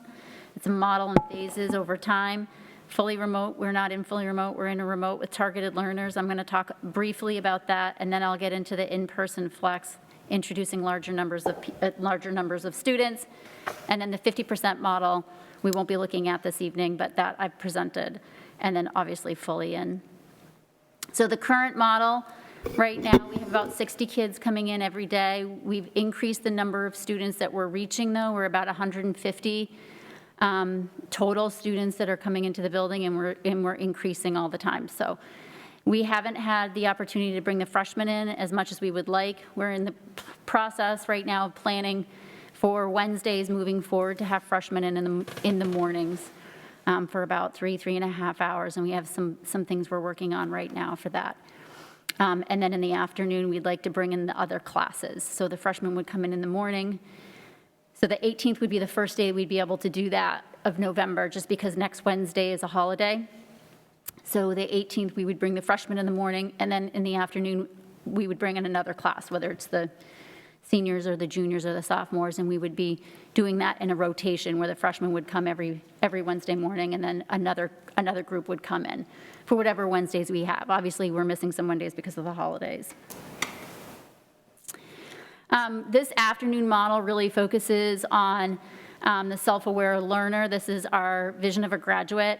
I'm not sure if you have, I'm not sure the last time it was that we talked about this, but I think this is really important to ground our work. This is the year of the self-aware learner.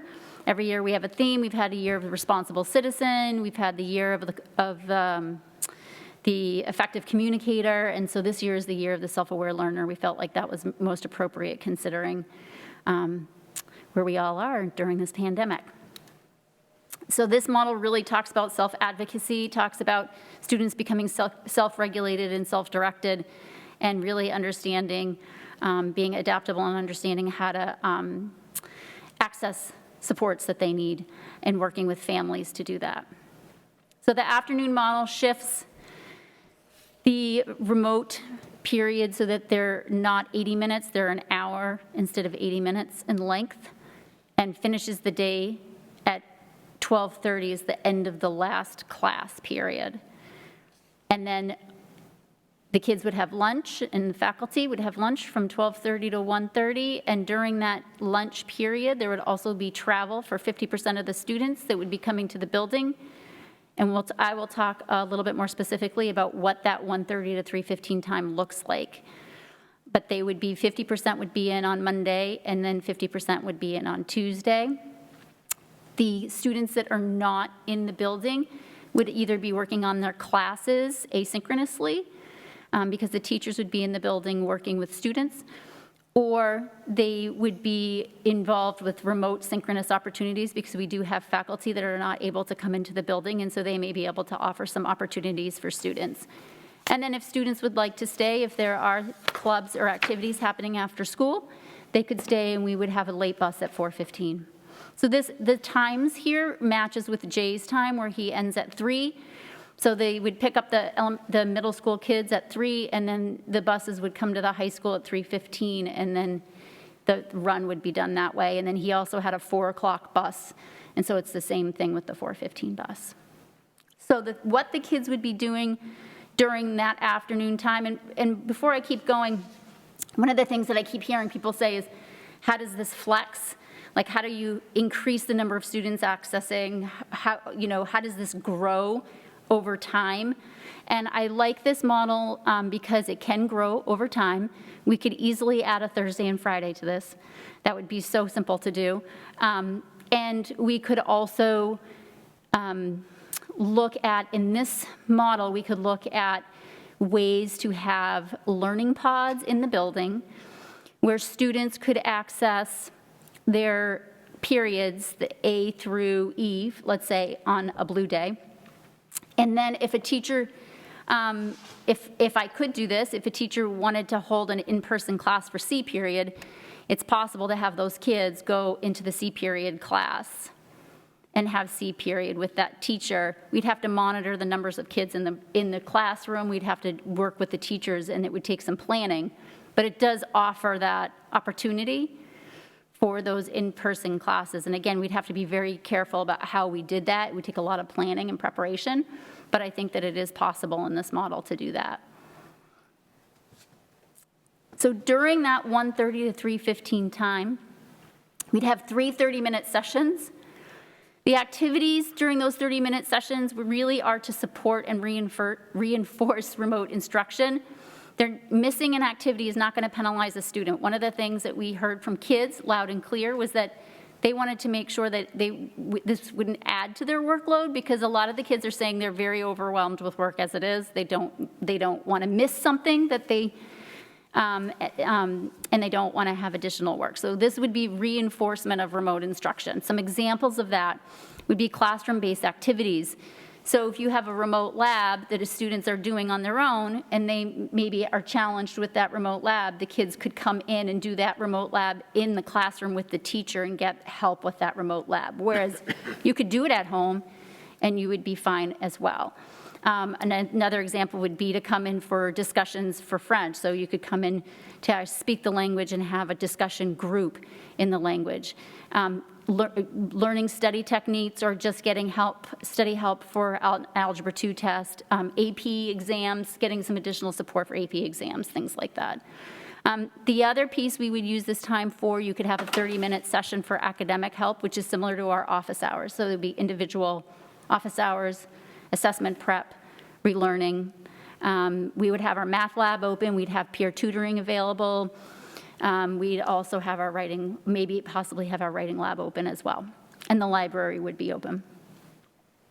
And then the students are asking for some advisory time as well. So if an advisor is able to be in the building, if they are not somebody that has to work remotely, then it's possible that they could pull their advisees in within that alphabet group. There are opportunities that we could offer during that time related to things like interview preparation, college visits, college application support, career readiness, things like that.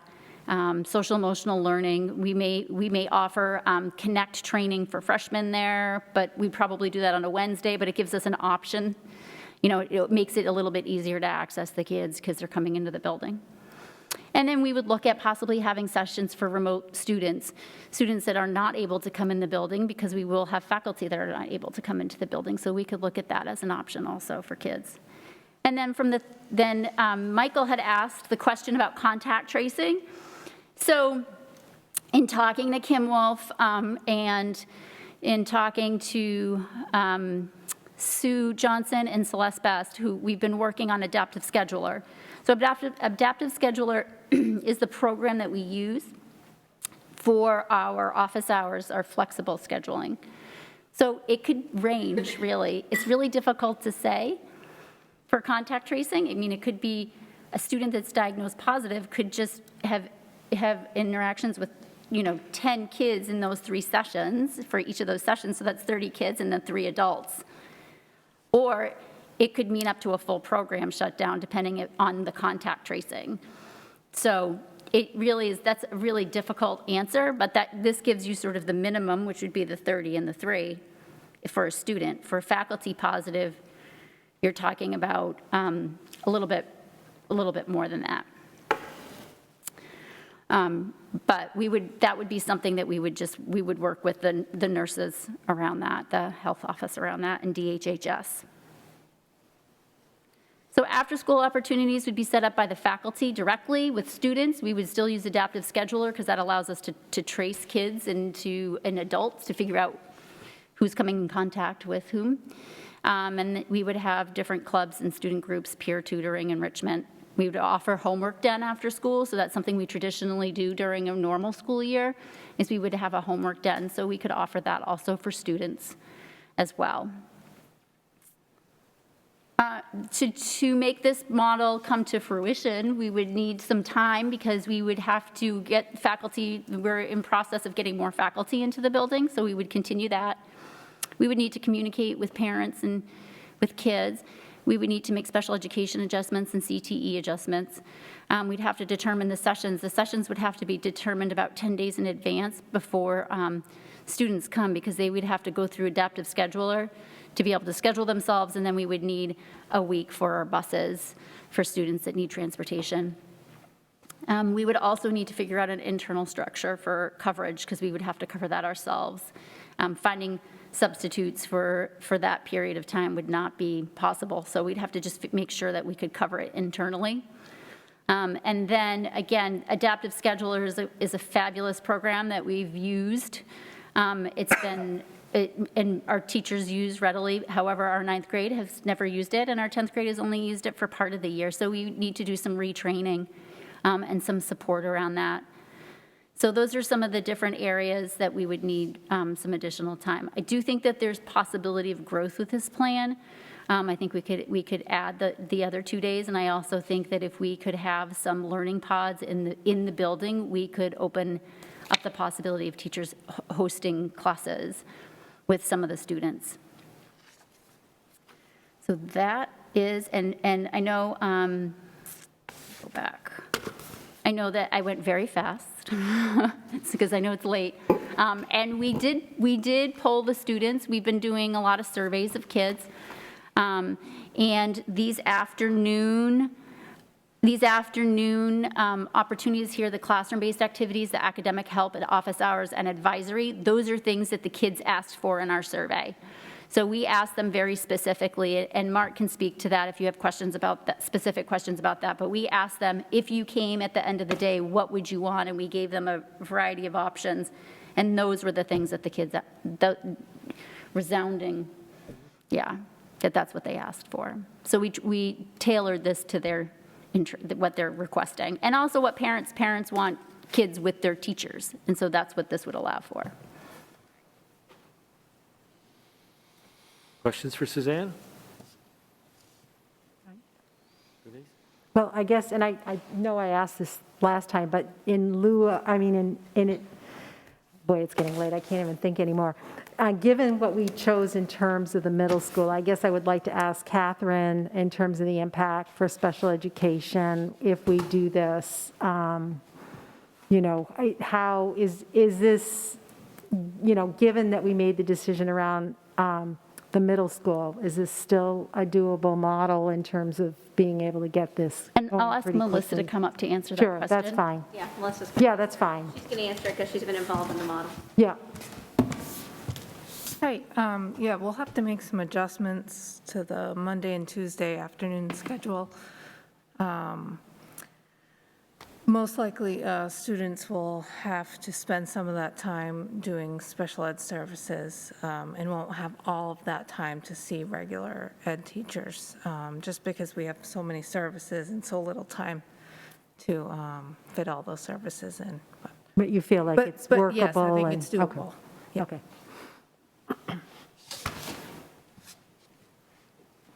Megan, do you have a question? Yeah, so I just have a question.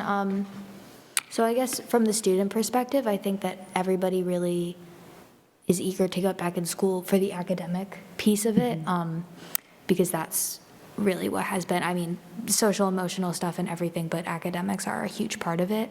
And so with the 30-minute sessions and like the breakup of that, like how would students would they be choosing their own, or would the teachers be choosing which activities they're going into, or how are like students going to be, because there's only 3 blocks, but like if a student has 7 classes, how will they be kind of splitting so up that? what would happen was, it would be very similar to how we've used it in the past, where teachers would have sessions that they've created within Adaptive Scheduler, and the teacher would either pull kids in, or the kids would work with their advisor to schedule themselves in.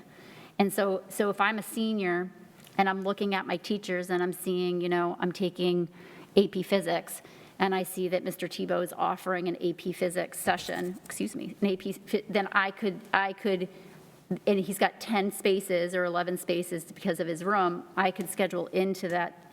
And if I couldn't get into the first session, he may offer at the second session to get the rest of the kids in. And so I could schedule there, but I would just come in.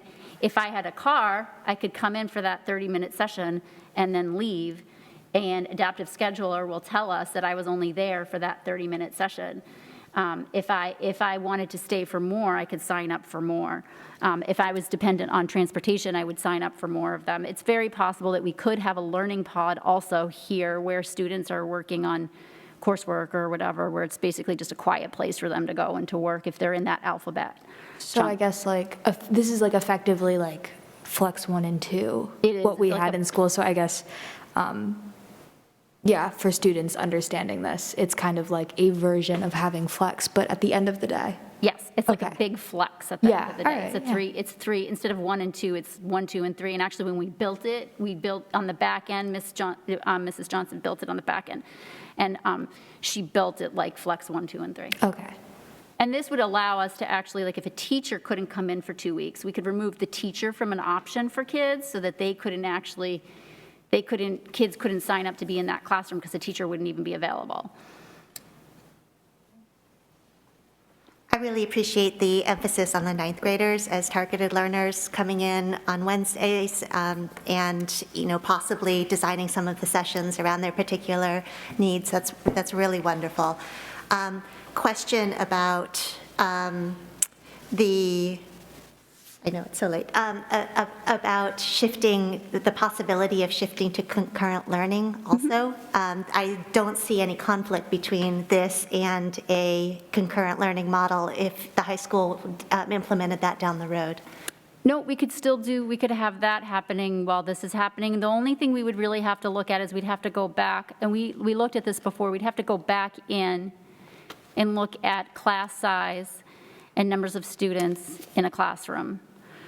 And that also is something that you're going to be discussing. So, so that's a variable, but there's nothing in the model itself that would make it so that you couldn't, because this isn't really, and this isn't changing the modes, this isn't adding modes of instruction for teachers. It's really enhancing what they're doing, because it's giving them a little bit of an opportunity for that face-to-face time with kids if kids need it. And it's more than just the targeted. I like this because it's more than just the targeted learners. It's anybody that would like to come in for that face-to-face time with the teachers. And students who don't feel comfortable or aren't able to come in do not have to come in. There's no requirement. They're not going to be penalized for it.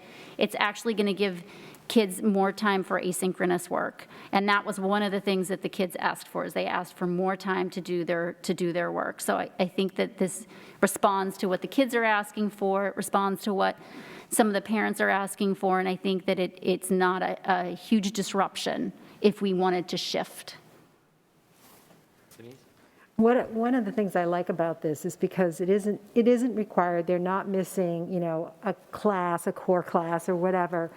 I can get behind this because it's not, no one has to do it.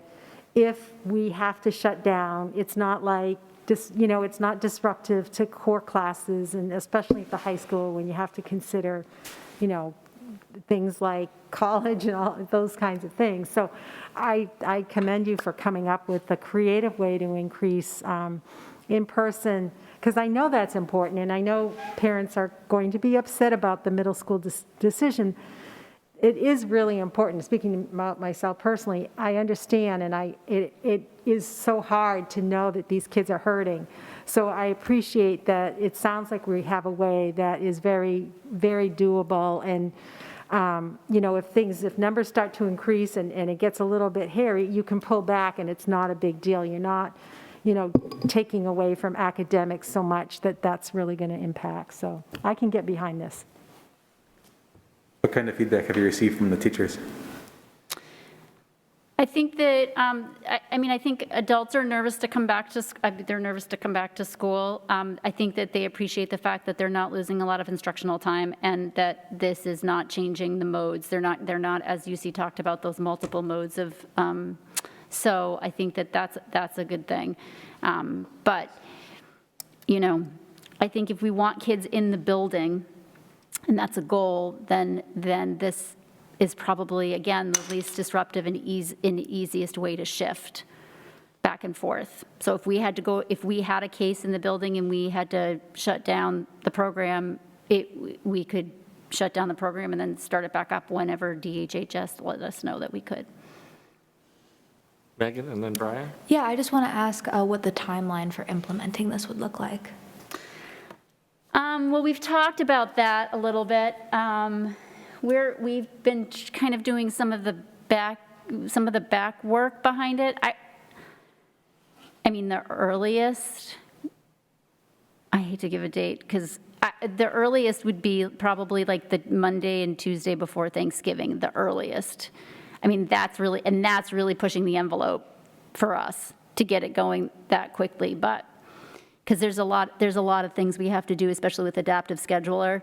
There's a technology piece to this that's very time consuming. Martin Luther King Day.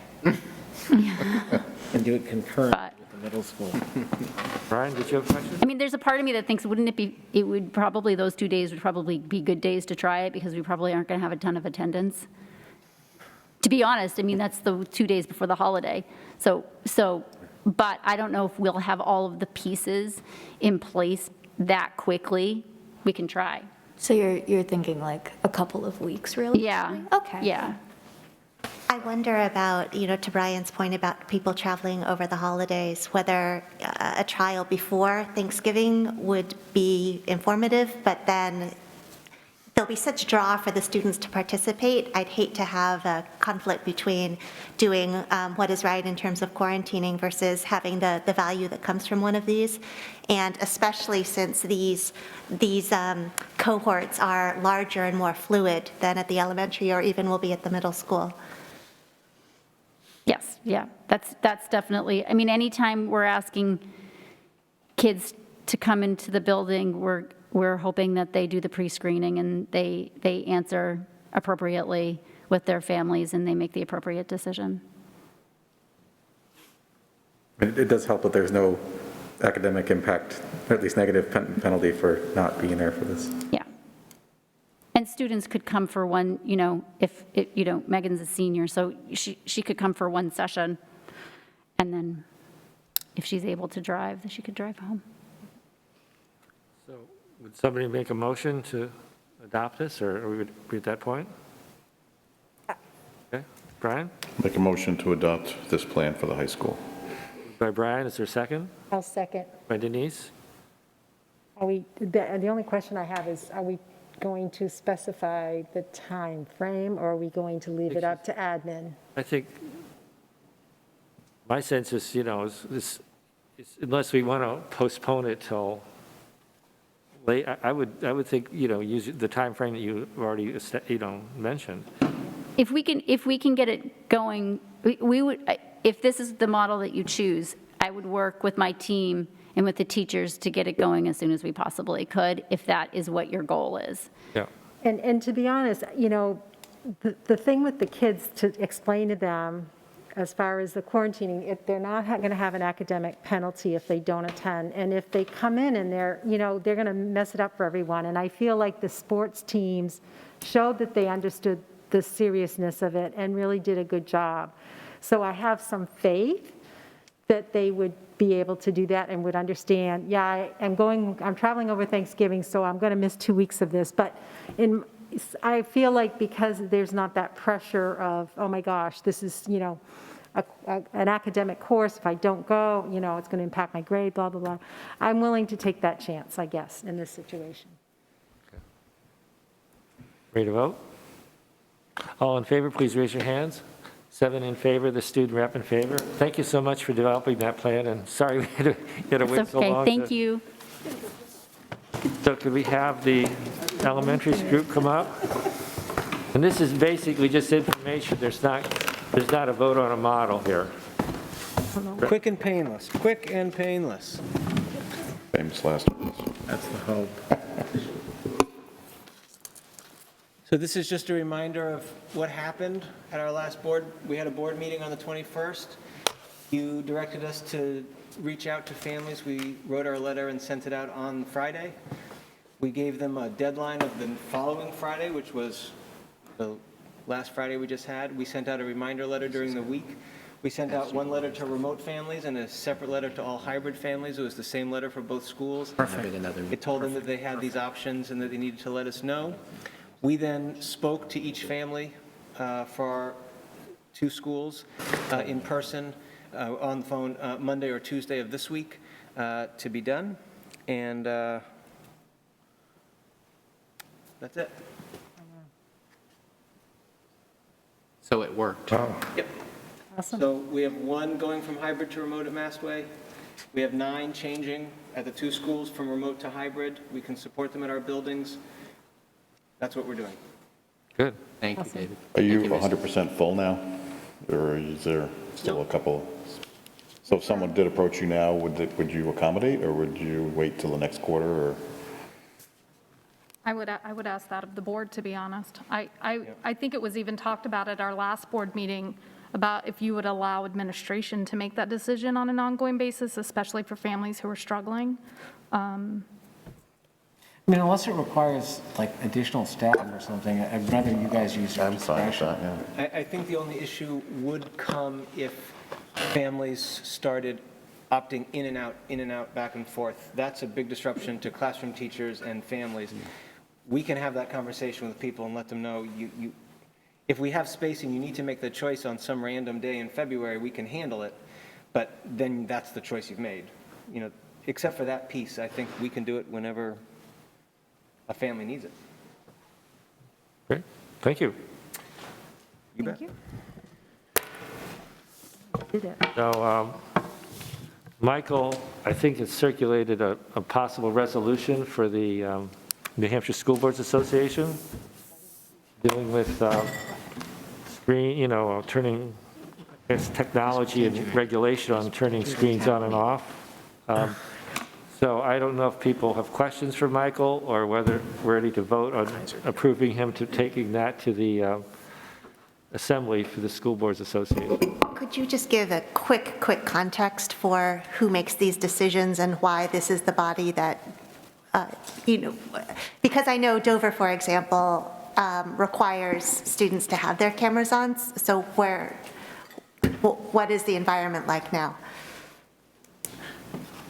So my understanding, and Dr. Morse, please jump in here. My understanding is that that position by Dover is probably challengeable. And I guess my viewpoint in writing this proposal is that we've heard feedback about the impact of participation and visual impact of participation. I certainly, in my professional life, have found the exact same thing to be the case, and I've requested that people that I work with on my day job, so to speak, to have their cameras on. And so I think there's also, there's technology there now to provide privacy regarding whatever else is going on around students or teachers who are working from a remote site, enabling them to be on camera. So, in terms of what NHSBA does, that's an organization that advocates on behalf of school boards with state legislature and other regulatory processes within the state. And so if this were to be adopted, then that sort of lobbying function and visibility would be applied to it in the session, in the legislative session next spring. I think you captured it accurately, Michael. I think Megan opened up the meeting when she was talking about the cameras, and there's various levels of reaction to being on camera, and part of it is discomfort, part of it is personal space, hygiene, what have you, when you're going through adolescence. And so we've taken a approach where we're trying to get our teachers and students to work together and encouraging it. The direct quote from our attorney was, you can get away with what you can get away with until somebody challenges it. And so, that's not been our way of operating, and I think that the way that we're trying to do it now is the appropriate way, encouragement and support, and when necessary. I think the minute, just you think about that for a second, so if you mandate something, how do you enforce it, right? So the only way you can enforce it is say, oh, we're going to take something away from the students. That's counterproductive and becomes punitive. So, I think Michael's approach and our approach are concurrent. They complement each other. And so I think is going in the right direction. So in the interest of expediency, and feel free to take some different direction, but I'll move to adopt this and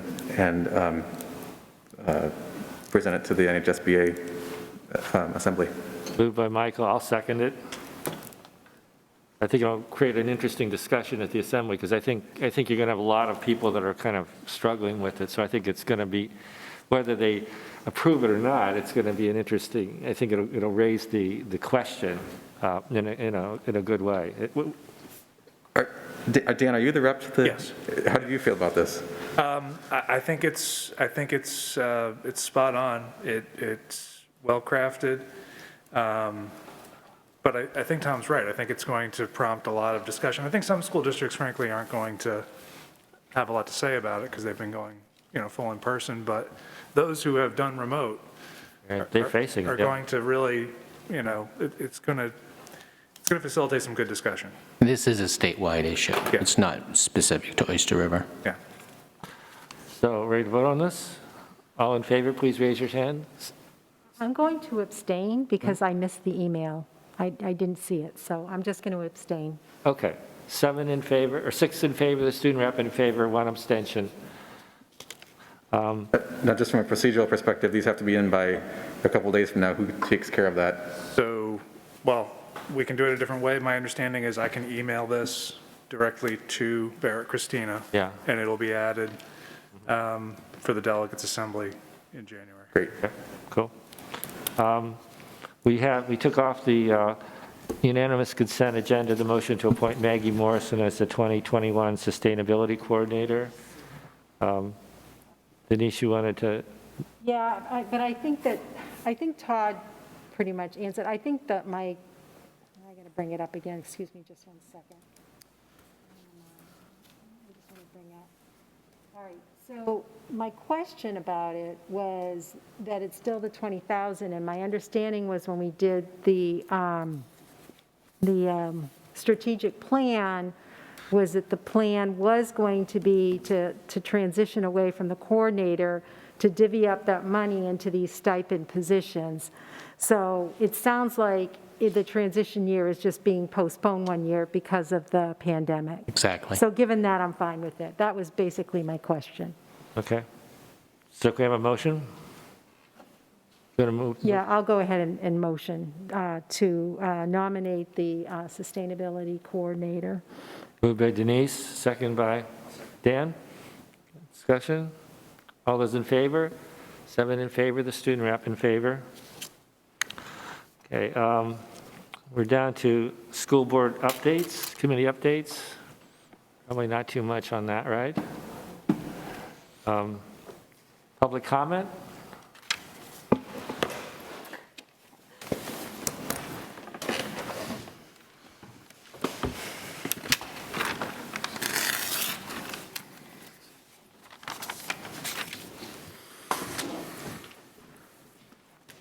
I just wanted to stay because you all had to stay, and I thank you for talking about concurrent learning. And I've been watching Facebook, and people have been texting me, and they're happy that that conversation happened, but they are also very mad about waiting till MLK Day to go back. I've gotten like 30 text messages that people are livid. They want to call the news. So that's where everyone else outside of this room is at. A teacher from Barrington texted me and said she's doing concurrent learning now, and she uses Google Meet.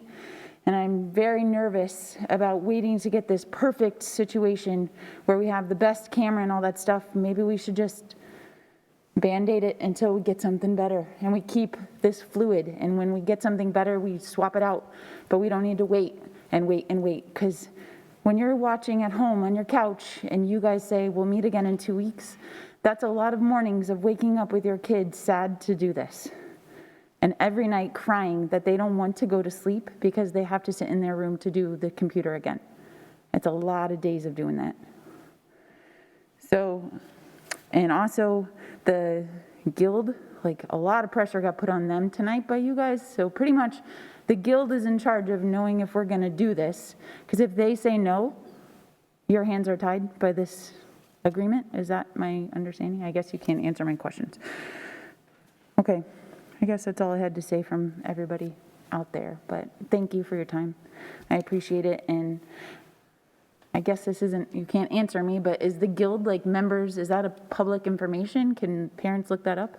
It's the union for the teachers, so No, it's I not know. public. It is? It's not public. Okay, because their agreement is online. Their agreement is public because it's approved by the board. Well, thank you for your time, I appreciate it.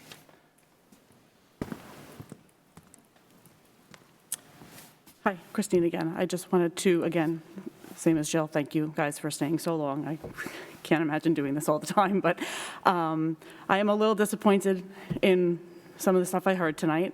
I'm a little bothered by the fact that some of the other schools come with plans, and the plans are pretty precise, and I don't really feel we have that for the middle school, so I'm not a little disappointed, I'm really disappointed. Just like Jill, I know tomorrow morning my son was going to be here with me actually, but he has a migraine tonight from all the screen time today, so he was in bed when I left him. And I know tomorrow morning it's gonna be, hey, where did it go? Because they get very excited when I come, and it's just gonna be another, sorry, you're just gonna continue on the same way. So that does disappoint me, but I will say what I'm thrilled to hear is the concurrent learning. Like I said, my sister is doing that in New York. It works, and I'm thrilled about the opportunity for that, so I urge you to please look at that, and exactly like Jill said, Dan said it before, we don't, if it's just the basic, the teacher is sitting at her desk or his desk and teaching off the computer, and that's what we're getting right off the bat, then that's something. It's a move toward in the right direction, I think.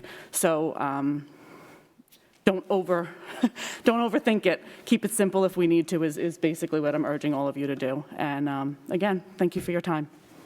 Thank you. Okay, Dr. Morse, do you want to go ahead with the non-meeting? Yes, please. It'll be brief, honestly. Okay. So we have closing dates, and then we have the move into a non-meeting with the, I don't know, do we adjourn and then go into a non-meeting? Okay, so I need a motion to adjourn, right? So moved. Second. Second by Dan. All those in favor, please raise your hand. Okay, we're adjourned, and then we'll go into a brief non-meeting to discuss Who moved this in? ARESPA and ORPAS.